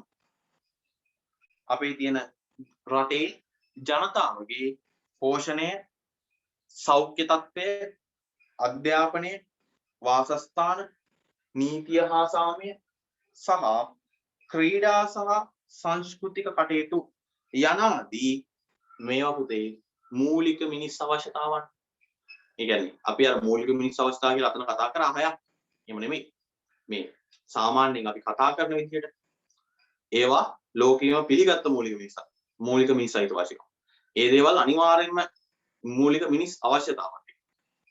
එතන කතා කරේ අවශ්‍යතාව. ඒව නෙමෙයි මේ තියෙන්නේ සාමාන්‍ය මිනිසුන්ට තියෙන අයිතිවාසිකම්. හොඳ පෝෂණයක් ලබා ගන්න එක. සෞඛ්‍ය පහසුකම් ටික හරියට ලබා ගන්න එක. ඉස්කෝලේට ගිහිල්ලා වැස්සේ දෙමින් නැතුව ලයිබ්‍රරියක් තියෙනවා නම් පන්ති කාමර ටික හොඳට තියෙනවා නම් වැස්සට දෙමින් නැත්තම් කම්පියුටර් ලැබ් එකක් තියෙනවා නම් අන්න අධ්‍යාපනය හොඳයි. හොඳ ගෙවල් ටිකක් තියෙනවා නම් අර මේ මුඩුක්කු වගේ නිවාස වල තැන් ඉන්න නැතුව හොඳ ෆ්ලැට් එකක ඉන්න පුළුවන් නම් හොඳ ස්කීම් එකක ඉන්න පුළුවන් නම් නීතිය හා සාමය ආරක්ෂා වෙනවා නම් රටේ තියෙන ක්‍රීඩා හා සංස්කෘතික කටයුතු හොඳට කරගෙන යන්න පුළුවන් නම් ඒවට උපකාරයක් ලැබෙනවා නම් රටේ රජයෙන් හෝ අනෙක් ආයතන වලින් ඒවා පුතේ මිනිස්සුන්ට ලැබෙන්න ඕන මූලික අයිතිවාසිකම්. එහෙනම් මෙන්න මේ වගේ මූලික මිනිස් අයිතිවාසිකම් ඒ මූලික මිනිස් අවශ්‍යතාවන් ටික සපුරාලීමට ඉවහල් වෙන ප්‍රාග්ධන භාණ්ඩ අපි කියනවා සමාජීය පොදුකාර්ය ප්‍රාග්ධනය කියලා. අර කතා කරපු මූලික මිනිස් අවශ්‍යතා ටික නෙවෙයි. මෙතන මේ අපි ඒක පටල ගන්න එපා. නිර්වචන තියෙන අදහසත් එක්ක. එහෙනම් මේවා තමයි මූලික මිනිස් අවශ්‍යතාව වෙන්නේ අරව නෙමෙයි කියලා. දැන් අපි කතා කරේ ලෝකයේම පිළිඅරගෙන තියෙන මූලික මිනිස් අවශ්‍යතා ටික. මේවත් මිනිසුන්ගේ අවශ්‍යතා තමයි. මේවා අඩු ගන්න මිනිස්සු සපුර ගන්න පුළුවන් වෙනවා. ඉතින් එහෙනම් මේ මූලික මිනිස් අවශ්‍යතාවන්වත් ඒව ටික සපුරා ගන්න ඉවහල් වෙන පොදු කාර්ය ප්‍රාග්ධනය කියලා කියන්නේ ඒ ටික සපුරා ගන්න ඉවහල් වෙන ප්‍රාග්ධන වත්කම් වලට ප්‍රාග්ධන භාණ්ඩ වලට රටක ජනතාවගේ පෝෂණය ආය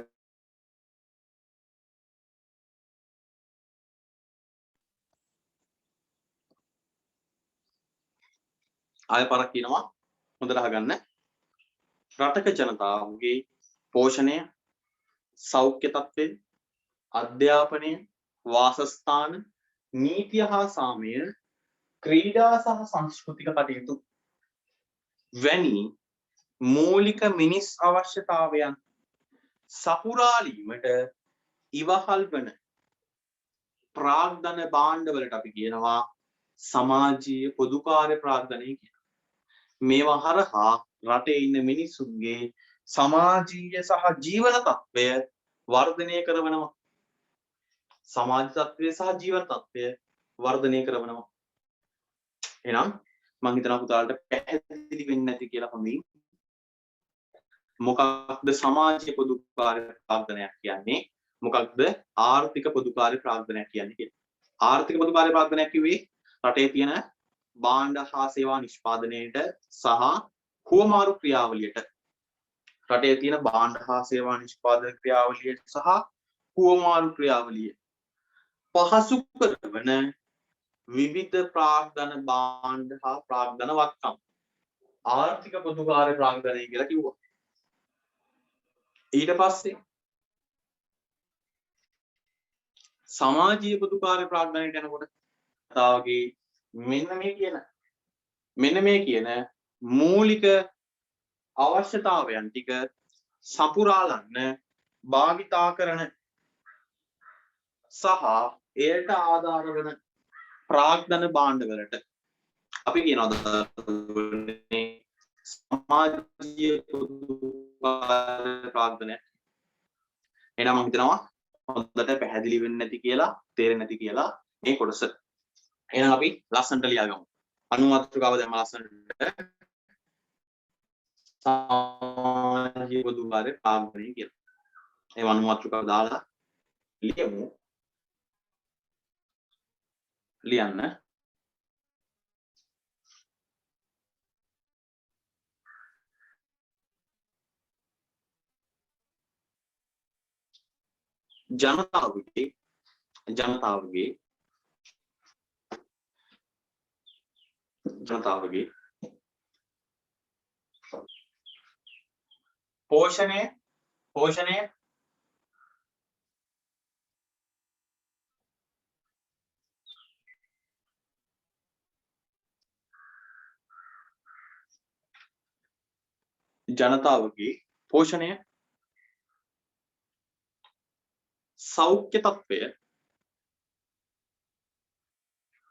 ජනතාවගේ පෝෂණය සෞඛ්‍ය තත්ත්වය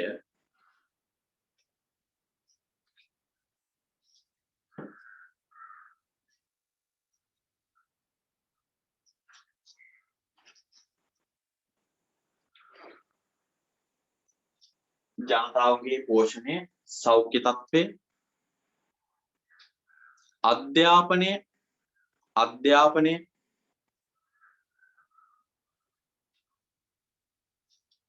අධ්‍යාපනය වාසස්ථාන පෝෂණය සෞඛ්‍ය තත්ත්වය අධ්‍යාපනය වාසස්ථාන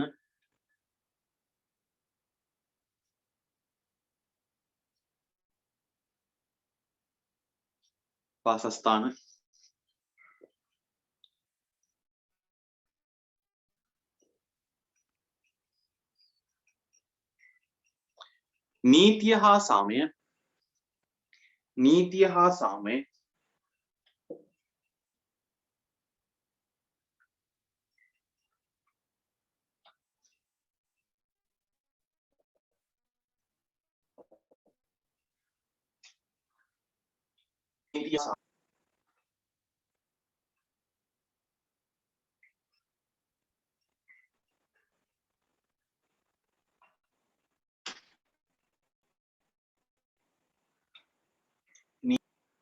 ක්‍රීඩා හා සංස්කෘතික කටයුතු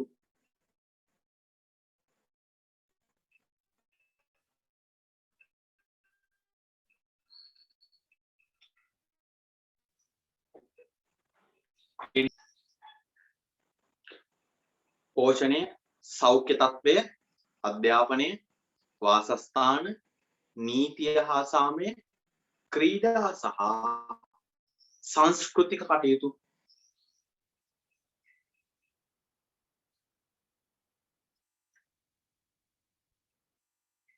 කමාවක් දාලා පුතේ. කමාවක් දාලා. කමාවක් දාලා.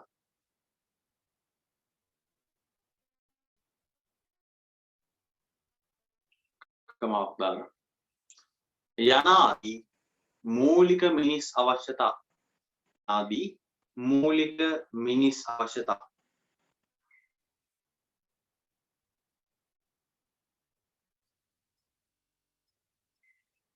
යනාදී මූලික මිනිස් අවශ්‍යතා.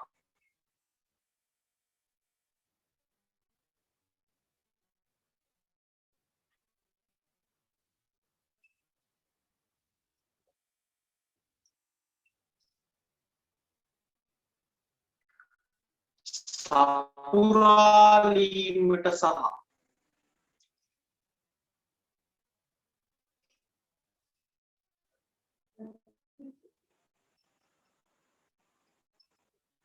සපුරාට සහ මූලික මිනිස් අවශ්‍යතා. සපුරාලීමට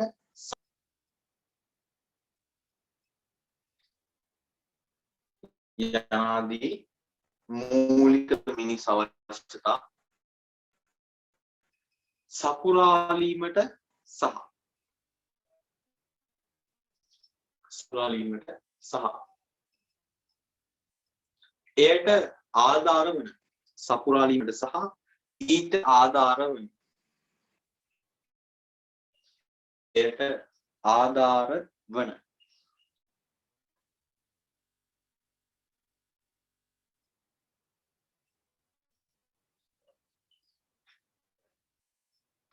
එයට ආධාර වන ප්‍රාග්ධන භාණ්ඩයි. ප්‍රාග්ධන භාණ්ඩයි.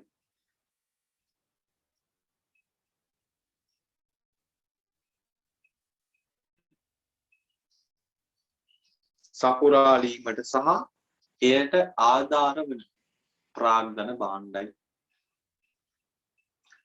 එයට ආධාර වන සපුරාලීමට සහ එයට ආධාර වන ප්‍රාග්ධන භාණ්ඩයි.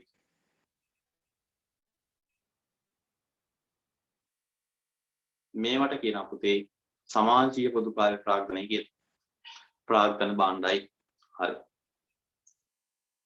එහෙනම් ඔයාලට මේ අලුතෙන් අර පොඩි උදාහරණයක් දාගමු නේද? කමන්නේ. උදාහරණයක් දාගමු.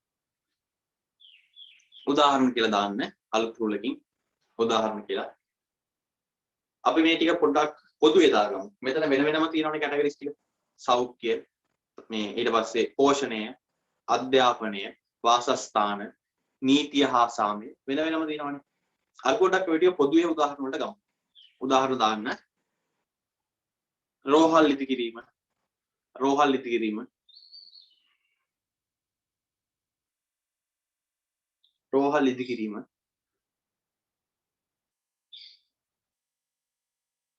පළවෙනි උදාහරණය රෝහල් ඉදි කිරීම. දෙවෙනි එක පුස්තකාල සේවා. දෙවෙනි එක පුස්තකාල සේවා.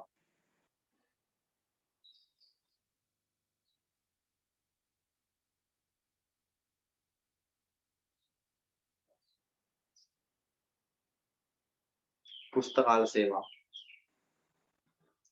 පොලිස් ස්ථාන. පොලිස් ස්ථාන. පොලිස් ස්ථාන.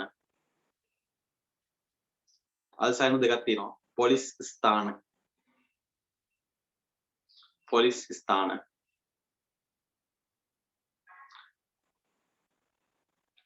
ක්‍රීඩා පිට්ටනි.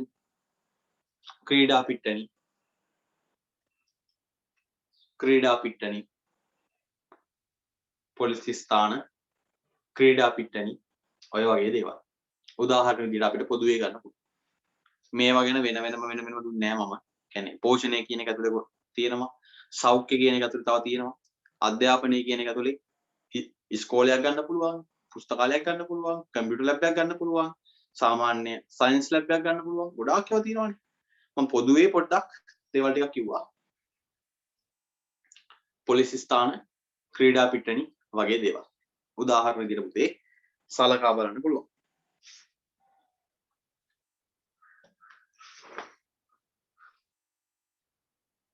හරි. ඊළඟ. ඔන්න රටක තියෙන ප්‍රාග්ධන සම්පාදනය කියන්නේ මොකක්ද කියලා දන්න. මොකද්ද? ආයතනයක් හෝ රටක පවත්නා ප්‍රාග්ධන තොගයට අලුතින් ප්‍රාග්ධනවත්කම් එකතු කරන එකට තමයි කියන්නේ ප්‍රාග්ධන සම්පාදනය නැත්නම් ආයෝජනය කියලා. ඊළඟ කතා කරා ආර්ථික පොදුකාර්ය ප්‍රාග්ධනයයි සමාජීය පොදුකාර්ය ප්‍රාග්ධනයයි. දරුවනේ ඊළඟට අපිට කතා කරන්න තියෙනවා අපේ මානව ප්‍රාග්ධනය කියන්නේ මොකද්ද? ඉතින් 18 වෙනි පිටුව අපි අහපුව යන් අපේ 18 පිටුවට සටහන කියන එක අතහැරලා 18 පිටුවට යන්න. හැබැයි මේවා සටහනේ දාගත්තේ පොඩ්ඩක් අර ඔයාලටත් මොනවා හරි දෙයක් ලියන්න දෙන්න බෑ. හැම අනුමාත්‍රකාවම ගානට දාගෙන ආවම නිකන් ඔයාට දෙයක් ලියන්න නැති තමයි මම ඒක සටහන කියන තැන කතා කරන්න දැම්මේ. මේ ඒ නිසා මෙන්න මේක ෂෝට් නෝට් එකට ගන්න ඕනේ. ආර්ථික පොදුකාර්ය ප්‍රාග්ධනය කියන්නේ මොකද්ද? සමාජීය පොදුකාර්ය ප්‍රාග්ධනය කියන්නේ මොකද්ද? ඒක ෂෝට් නෝට් එකට ගන්න ඕනේ. උදාහරණත් 10ක් විතර දාන්න ඕනේ නැහැ. දෙකක් විතර දාගත්තා නම් ඇති. ඔයාලට හොඳට මතක් වෙන උදාහරණ දෙකක්. සමාජීය පොදුකාර්ය ප්‍රාග්ධනයට මම හිතනවා ඔයාලට හොඳට මතක් වෙයි. රෝහලක ගොඩනැගිලි, ලයිබ්‍රරියක්, ඊට පස්සේ කම්පියුටර් ලැබ් එකක් වගේ ඒවා උදාහරණ ටක් ගාලා මතක් වෙන උදාහරණ මේ කියන්නේ. ඊළඟට ආර්ථික ඇතිදල පහසුකම් වලට වරාය, හයිවේ එක, ගුවන්තොටුපොළ, තැපැල් සේවාව ටක් ගාලා මතක් වෙන උදාහරණ දෙකක් තුනක් දාගත්තාම ඇති. හරි. එහෙනම් ඊළඟට දරුවනේ අපි යනවා මානව ප්‍රාග්ධනය කතා කරන්න. ඔයාලගේ පේජ් එක 18 පේජ් එක 18 ව්‍යාන්ත කරපු තැන ප්‍රාග්ධනය.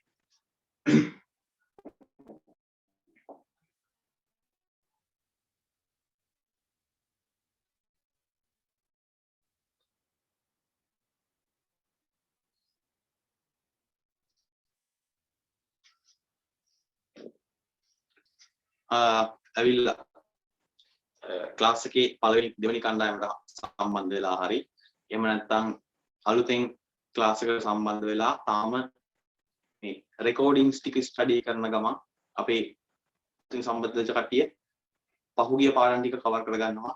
එයාලා රෙකෝඩින් එක ස්ටඩි කරනවා. රෙකෝඩින් එක ස්ටඩි කරනවා. මම අවශ්‍ය නම් එයාලට ටියුට් එකේ කියන්නේ ළමයි අපි ලියපු නෝට් එකත් ඔයාලට එවනවා අවශ්‍ය නම්. ඊට පස්සේ රෙකෝඩින්ග්ස් එකත් අහනවා. මගෙන් නෝට් එක ඉල්ලගත්ත පුතාලේ.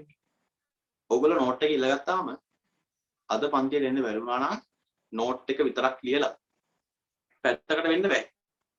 මේක ලොකු chance එකක් වල්ට හම්බෙලා.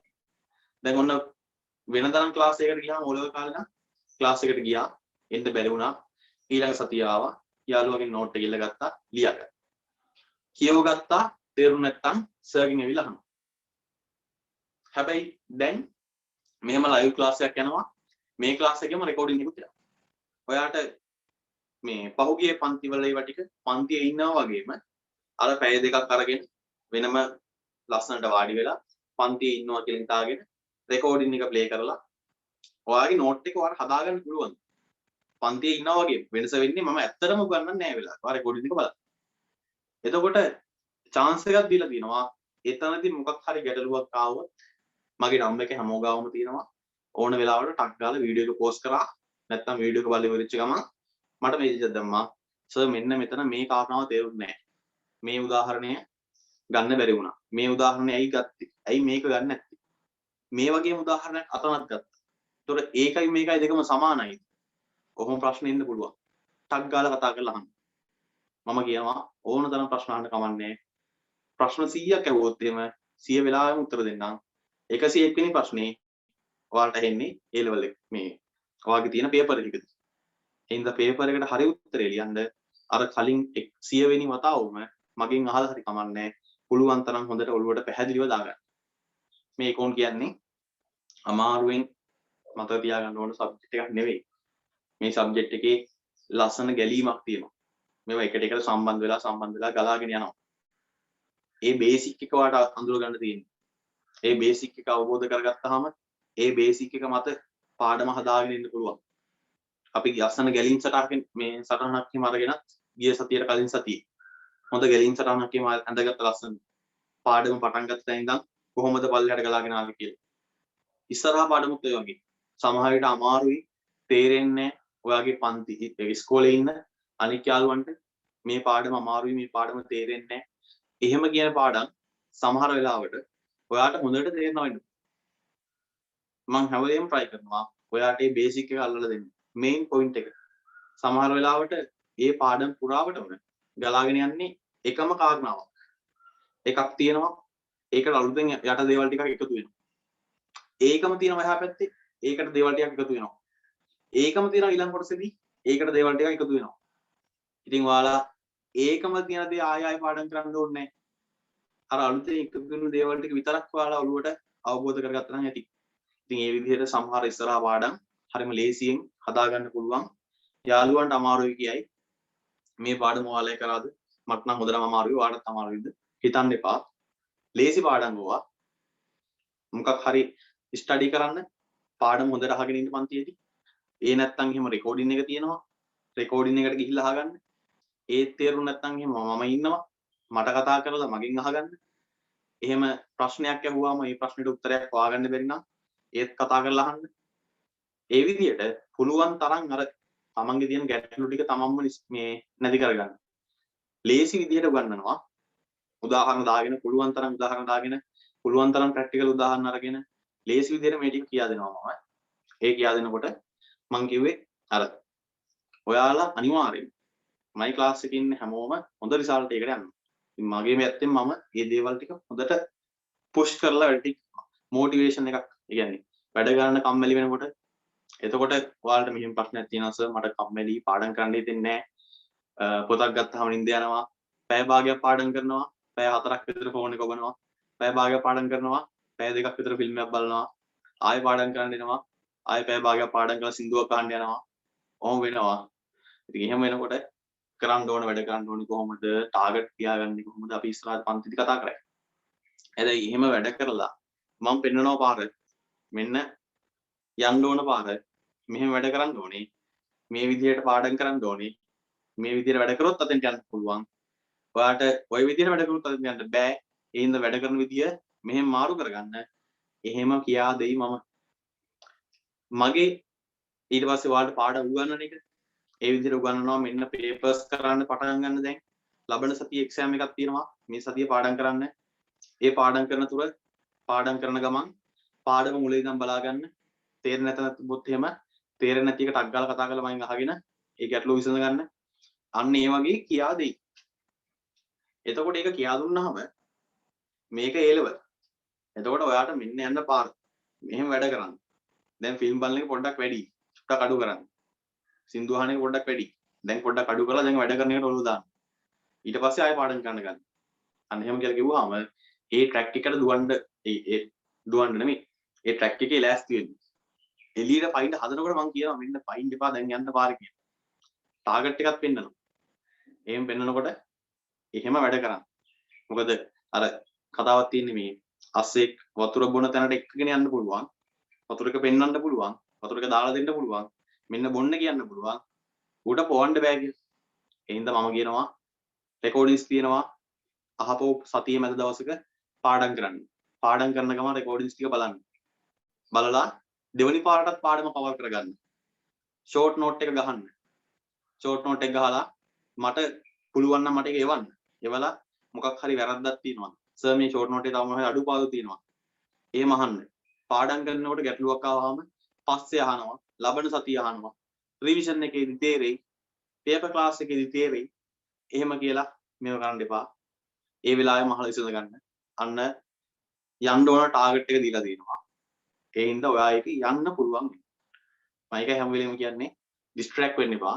ටාගට් එකේ වැඩ කරන්න. මොකද ඔයාලා මේ වැඩ කරන අවුරුදු දෙකෙන් තමයි ඔයාලගේ ඉස්සරහා අනාගතේ යන පාර තීරණය කරන්නේ.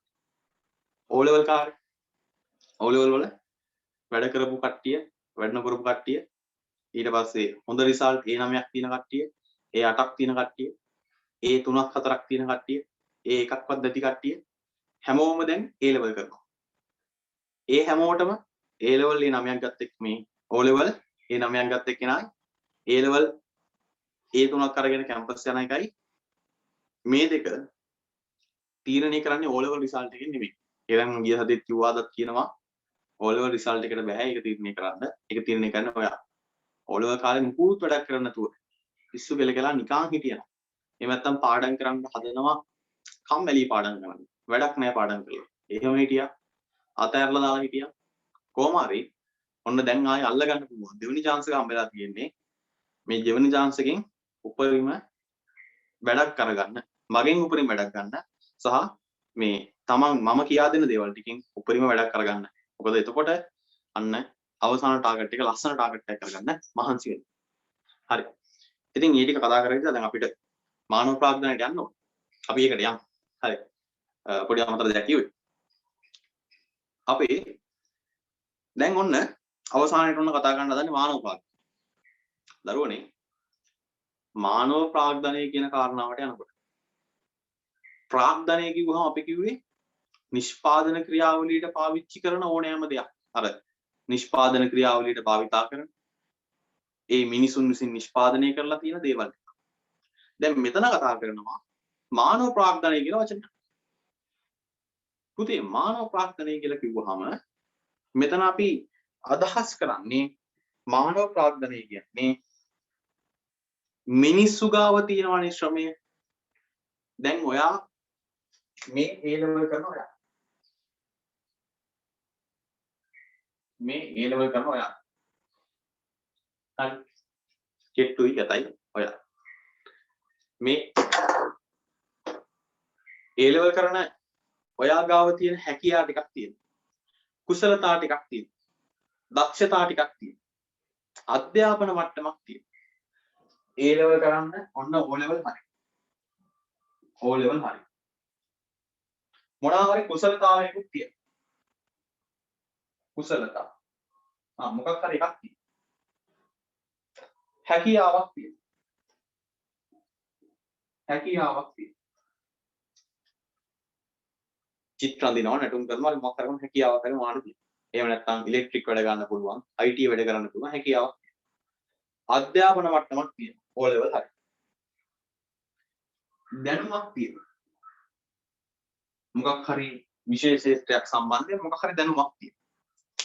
මෙන්න මෙහෙම මේ ශ්‍රමයේ කියන සාධකය දැන් ඔයාලම මෙහෙම තියෙනවා. මේ O level කරපු මේ A level පන්තියේ ඉන්න ඔයා. මේ ඔයාගේ ශ්‍රමය.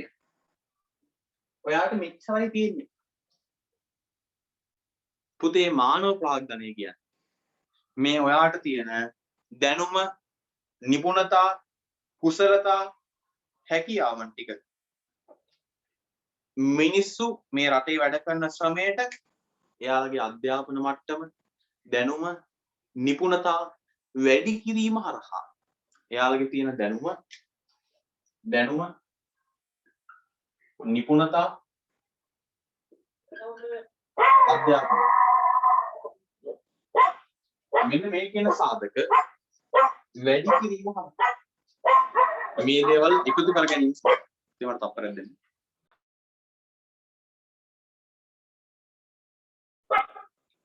හරි. පුතේ එහෙනම් මේ ඔයා ගාව තියෙන කුසලතා ටිකක් තියෙනවා, හැකියාව ටිකක් තියෙනවා, දැනුමක් තියෙනවා. මෙන්න මේකෙන් ඔයාගේ තියෙන දැනුම, ඔයාගේ තියෙන නිපුණතා, ඔයාගේ තියෙන අධ්‍යාපනය මෙන්න මේ වගේ කාරණා ටික වැඩි කිරීම හරහා මේවා ටික දිනු කරගෙන පුද්ගලයාට තියෙන හැකියා, කුසලතා, දක්ෂතා මෙන්න මේ වගේ පෞරුෂත්ව ගුණාංග ටික මේ වගේ මේ පෞරුෂත්ව ගුණාංග ටික වර්ධනය කරගන්නවා ඔයා.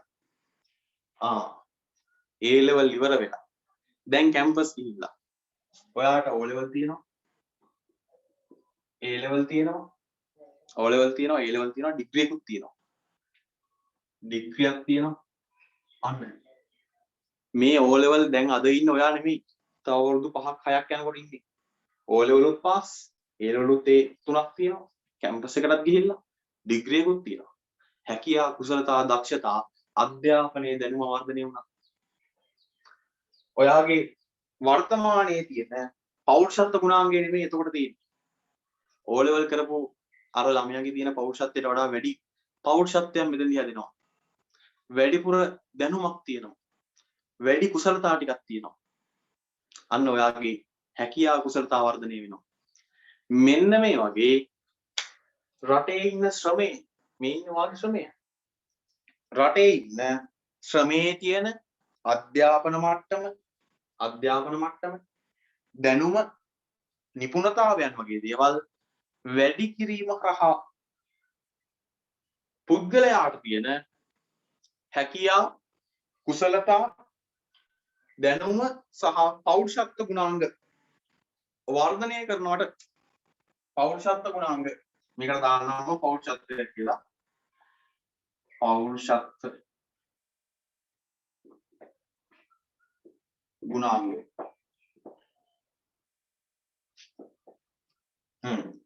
පෞරුෂත්ව ගුණාංග වර්ධනය කිරීම හරහා ඒ වර්ධනය කරන කාරණාව තමයි අපි කියන්නේ මානව ප්‍රාග්ධනය කියලා. රටක මානව ප්‍රාග්ධනය වැඩි කරන්න පුළුවන්. ආයතනයක තියෙන මානව ප්‍රාග්ධනය වැඩි කරන්න පුළුවන්. කවදා හරි ඔයා ව්‍යවසායකයෙක් වෙයි. කම්පැනි එකක අයිතිකාරයෙක් වෙයි. බිස්නස් එකක් කරන කෙනෙක් වෙයි. මම ප්‍රාර්ථනා කරනවා මගේ පන්තියේ ඉන්න ළමයි කවුරු හරි එහෙම කෙනෙක් වෙන්න කියලා. හරිද? ලොකු කම්පැනි එකක අයිතිකාරයෙක් වෙන්න කියලා. පොඩියට ඉන්න දකින්න එපා. ලොකුවට දකින්න. හරි? එහෙනම් ලංකාවේ කවදා හරි ලොකු බිස්නස් වුන් කෙනෙක් වෙනවා කියලා. ඒ විදිහට එතකොට වාගාව සේවකයෝ 50ක් 100ක් 500ක් 1000ක් විතර වැඩ කරයි. එතෙන්ද වැඩට එන කට්ටියක් ඉන්නවා. මෙන්න O level විතරක් පාස්. පොඩි කුසලතා ටිකක් තියෙනවා. හැකියාවක් තියෙනවා. යම් දැනුමක් තියෙනවා. සාමාන්‍ය පොඩි පෞරුෂත්වයක් තියෙනවා. ඔයාට පුළුවන් මේ ඔයාගේ ආයතනයේ ඉන්න මානව ප්‍රාග්ධනය වැඩි කරන්න. එයාලට මාස 6ක විතර ට්‍රේනින් එකක් දෙනවා. වෙන කම්පැනි එකක ඉන්න කළමනාකරුවෙක්ව ගෙන්නලා එයා ඔස්සේ ට්‍රේනින් කරවනවා. ඊට පස්සේ එයාලට වෙන මේ අලුත් මැෂින් ගෙනත් දෙනවා. ඒවල වැඩ කරන හැටි කියා දෙනවා. වෙන රටවල් වලින් ජපානයෙන් චීනෙන් ඉංජිනේරු ඇවිල්ලා මේක වැඩ කරන්නේ කොහොමද කියලා කියා දෙනවා. එයාලා එක එක කෝසස් වලට දාලා දෙනවා. කම්පැනි එක ගානේ කෝසස් වලට දාලා දෙනවා. ඉතින් ඒ විදිහට ඔයාට පුළුවන් පුතේ වාගේ ආයතනයේ තියෙන මානව සම්පත වර්ධනය කරගන්න. වැඩිපුර සේවකයෙක් ගන්න එක නෙමෙයි කරන්නේ.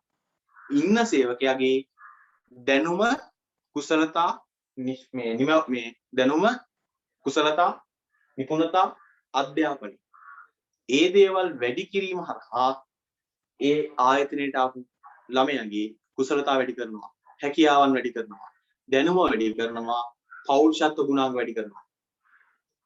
ඒ විදිහට ආයතනයේ තියෙන මානව සම්පත වර්ධනය කරවන්න පුළුවන්. ශ්‍රමයේ තියෙන හැකියාවන් වර්ධනය කරන්න පුළුවන්. අන්න ඒකට තමයි පුතේ කියන්නේ මානව ප්‍රාග්ධනය කියලා. ඔයා මානව ප්‍රාග්ධනය වෙනුවෙන් ආයෝජනය කරනවා කියන්නේ අර ආයතනයේ ඉන්න සේවකයන්ට ට්‍රේනින් එකක් දෙන්න වේදම් කරනවා. අලුත් මැෂින් ටිකක් ගෙනත් දීලා ඒවට ට්‍රේනින් කරනවා. ඉස්සරට වඩා හොඳට වැඩ කරන්න. අලුත් හැකියාවන් ටිකක් හදලා දෙනවා යාළුවට. ටෙක් කෝස් එකකට යවනවා. අන්න මානව ප්‍රාග්ධනය වර්ධනය කරනවා. පුතේ ඔක රටකටත් කරන්න පුළුවන්. රටකටත් කරන්න පුළුවන්. ඔයාලා මේ O level වැඩ කර හිටියේ. මේ රටේ තියෙන මානව ප්‍රාග්ධනය වර්ධනය කරන එක තමයි මේක සිද්ධ වෙන්නේ. O level කරපු පොඩි එකාව දැන් A level වලට එක්කන් එමිලා තියෙන්නේ. දැන් ඔයා ලොකු උසස් පෙළ කරන්න යන්නේ. ලොකු මිනිස්සෙක් වෙන්න හදන්නේ. ටාගට් එකකට ඉගෙන ගන්නවා. ඉස්සර සබ්ජෙක්ට් ගොඩක් ඉගෙන ගත්තා. විද්‍යාවත් ඉගෙන ගන්නවා, ඉතිහාසත් ඉගෙන ගන්නවා, ගණිතත් ඉගෙන ගන්නවා, චිත්‍රත් ඉගෙන ගන්නවා, නැටුම්ත් ඉගෙන ගන්නවා හැම එකම. A level වලට ආවම එකයි. හොඳට ඉගෙන ගන්නවා එක දෙයක් ගැන. අන්න ඒ විෂය සම්බන්ධයෙන් කුසලතා වර්ධනය කරනවා. දැනුම වර්ධනය කරනවා. කැම්පස් එකකට යවනවා. අවුරුදු 4ක් අවුරුදු 5ක් කැම්පස් එකේ නිකන් උගන්වනවා. කෝටි ගාණක් වටින ඩිග්‍රියක් නිකන් උගන්වනවා. අන්න ඒ පැත්තෙන් හැකියාව කුසලතා වර්ධනය කරනවා. ටෙක් කෝස් තියෙනවා, IT කෝස් තියෙනවා, ඊට පස්සේ ඉංජිනේරින් කෝස් තියෙනවා. කුසලතා වර්ධනය කරගන්න පුළුවන්. අන්න ඒ ඔස්සේ රටක තියෙන මානව සම්පතේ මානව ප්‍රාග්ධනය වර්ධනය කරගන්න පුළුවන්. දැන් පුතාලට පැහැදිලි මොකද්ද මානව ප්‍රාග්ධනය කියන්නේ කියලා. එහෙනම් පුතේ විනාඩි 5ක් අරගෙන අපි ටක් ගාලා මේක ලියාගමු. මේ නෝට් එක දාගමු. මම හිතනවා පුතාලට මානව ප්‍රඥානේ පැහැදිලි කියලා. මොකක් හරි ගැටලුවක් තියෙනවා නම් කතා කරලා අහන්න. අපි යම් නිර්වචනයට. එහෙනම් පුතේ එහෙනම් ලියන්න.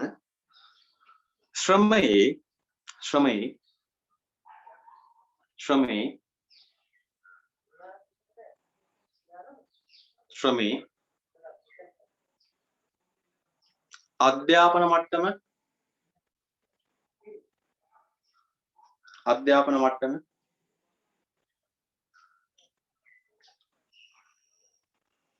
දැනුම අධ්‍යාපන මට්ටම දැනුම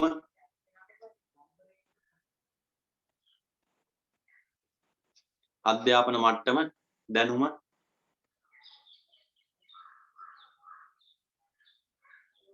කමා නිපුණතාවයන් අධ්‍යාපන මට්ටම දැනුම කමා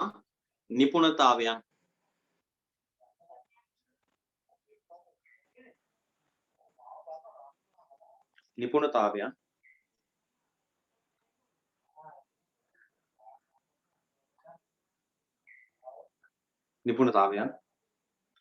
වැඩි කිරීම තුලින් අධ්‍යාපන මට්ටම දැනුම කමා නිපුණතාවයන් වැඩි කිරීම තුලින් වැඩි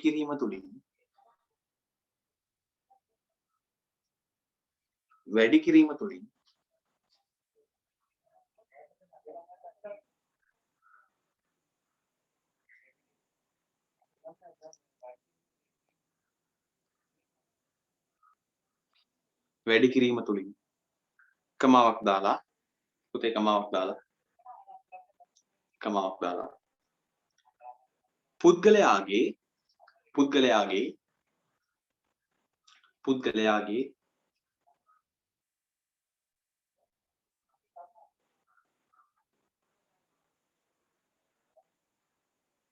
පුද්ගලයාගේ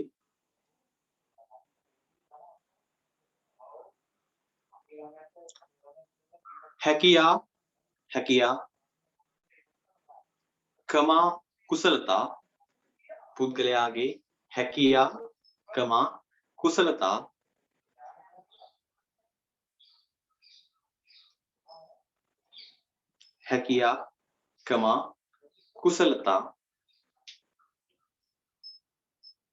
හැකියාවන් කමා කුසලතා හා පෞරුෂත්ව ගුණාංග හැකියාවන් කමා කුසලතා හා පෞරුෂත්ව ගුණාංග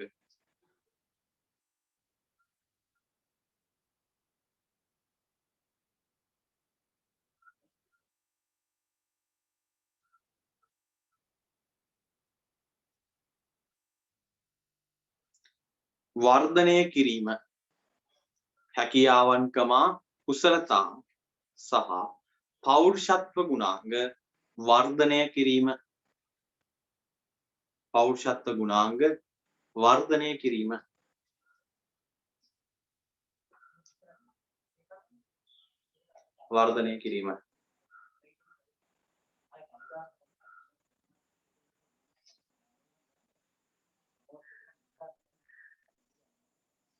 වර්ධනය කිරීම මානව ප්‍රාග්ධනය වේ.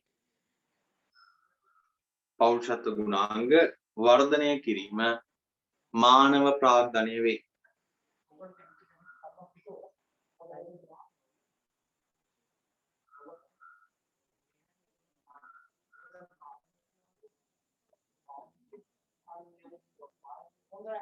හරි. දැන් පුතේ ඔය මානව ප්‍රාග්ධනය දැම්මම ඔය මානව ප්‍රාග්ධනය කියන එක දෙවුවාම ඔයාගේ මේ ආයතනයේ ඉන්න කවදා හරි වාගේ ආයතනයක ඔයාගේ කවදා හරි හිතන්නේම කවදා හරි මගේ බිස්නස් එකක් තියෙනවා. ඒකේ සේවකයෝ 4-5ක් වැඩ කරනවා. ටික කාලයක් යද්දී ඒක 10ක් 12ක් විතර වෙයි. පොඩි බ්‍රෑන්ඩ් එකක් වෙයි ඒක. මිනිස්සු ඒක හොයාගෙන ඉන්නේ. අන්නේම පොඩි මනෝපාරක් තියෙන්න ඕනේ. ඒ හරිද? ඉතින් ඔය ආයතනෙ තියෙන මානව ප්‍රාග්ධනයව වැඩි කරනවා. ඕක වැඩි කරා කියලා ආයතනෙ ඉන්න සේවකයෝ ඩබල් වෙන්නේ නැහැ. ඉන්න සේවකයාගේ හැකියාව ඩබල් වෙනවා. රටේ ඉන්න මිනිස්සුන්ගේ ඔයාගේ මගේ මේ O level කරලා ඉන්න ළමයෙක්ගේ මානව ප්‍රාග්ධනය වැඩි කරනවා. A level වලට යවනවා. ඩිග්‍රියක් කරන්න යවනවා. හැකියාව කුසලතාවයේ දැනුම මොකද වෙන්නේ? ඒ තියෙන එක ඩබල් වෙනවා. ඒක වර්ධනය වෙනවා. එහෙම නැතුව මිනිස්සු වැඩි වෙන්නේ නැහැ. තියෙන මිනිස්සයාගේ කැපැසිටි එක වැඩි වෙනවා. වැඩිපුර වැඩ ගන්න පුළුවන්. උතර වැඩ ගන්න පුළුවන්. සාමාන්‍ය සේවකයෙක් විදිහට හැකියාව තියාගෙන අන්න මැනේජර් කෙනෙක් වගේ තත්ත්වයකට යන්න පුළුවන්. මානව ප්‍රාග්ධනය වැඩි වෙනවා. රයිට්. එහෙනම් පුතේ තරුවක් දාලා ওই කාරණාව ලියාගමු. තරුවක් දාලා ලියාගමු. තරුවක් දාලා ලියන්න ඊළඟ රුලෙන්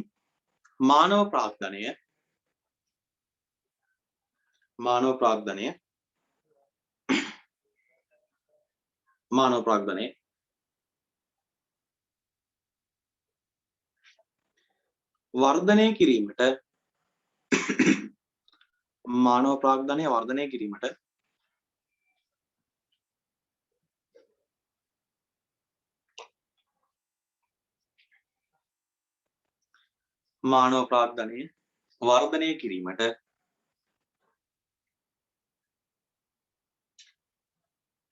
කරනු ලබන ආයෝජන මානව ප්‍රාග්ධනය වර්ධනය කිරීමට කරනු ලබන ආයෝජන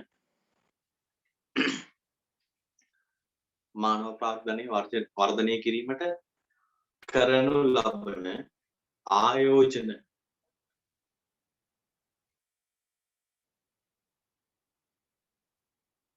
පුතේ ආයෝජන කියන එක යටින් ඉරක් ඇඳගන්න. නැත්නම් ඔක highlight කරගන්න.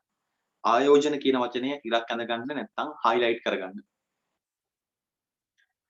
මානව ප්‍රාග්ධනය වර්ධනය කිරීමට කරනු ලබන ආයෝජන.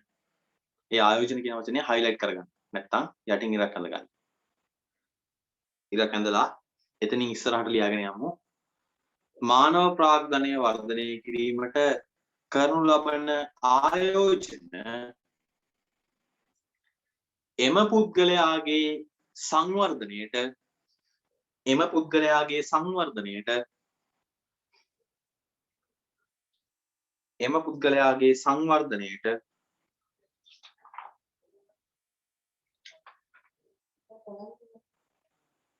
පුද්ගලයාගේ සංවර්ධනයට පමණක් ඉවහල් වේ. එම පුද්ගලයාගේ සංවර්ධනයට පමණක් ඉවහල් වේ.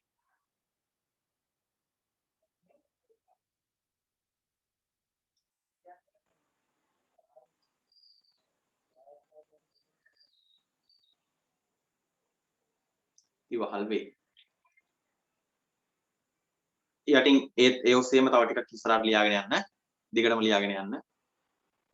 සංවර්ධනයට පමණක් ඉවහල් වේ කියලා. සංවර්ධනයට පමණක් ඉවහල් වේ කියලා. කියාගෙන යනවා ස්පීඩ් වැඩි නම් මෙහෙච්ච දාන්න සර් කියනවා වේගය වැඩි හින්දා පොඩ හෙමින් කියන්නේ. අඩු ගන්න. ඉස්සරහට ලියාගෙන යන්න.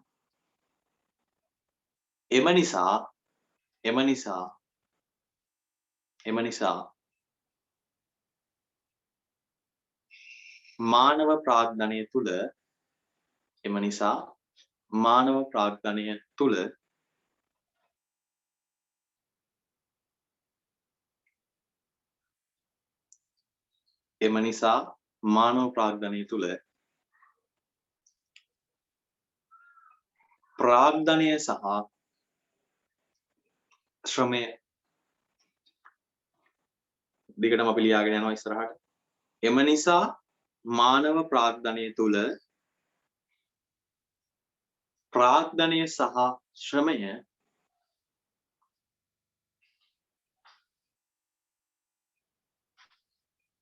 එම නිසා මානව ප්‍රාග්ධනය තුල ප්‍රාග්ධනය සහ ශ්‍රමය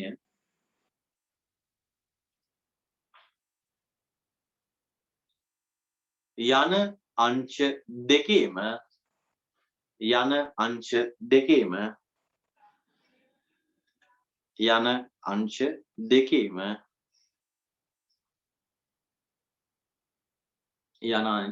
දෙකේම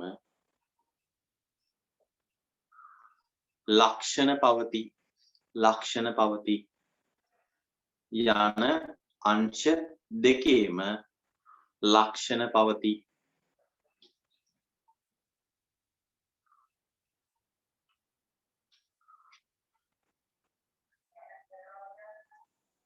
ලක්ෂණ පවතී.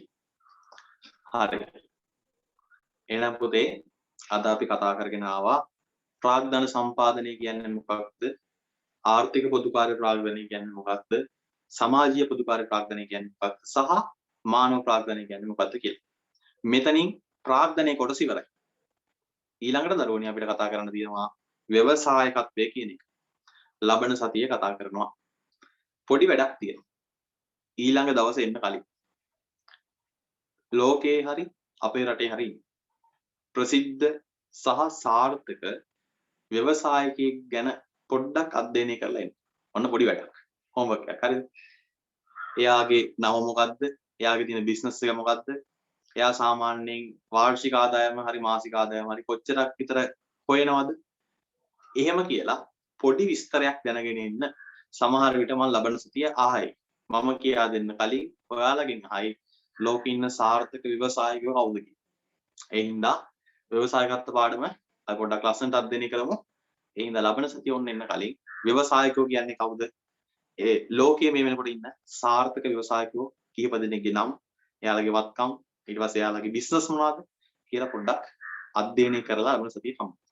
එහෙනම් අලුත් කට්ටිය ඔන්න ක්ලාස් එක ඉවරෙච්ච ගමන් කතා කරලා රෙකෝඩින් එක ඉල්ල ගන්න පුතේ.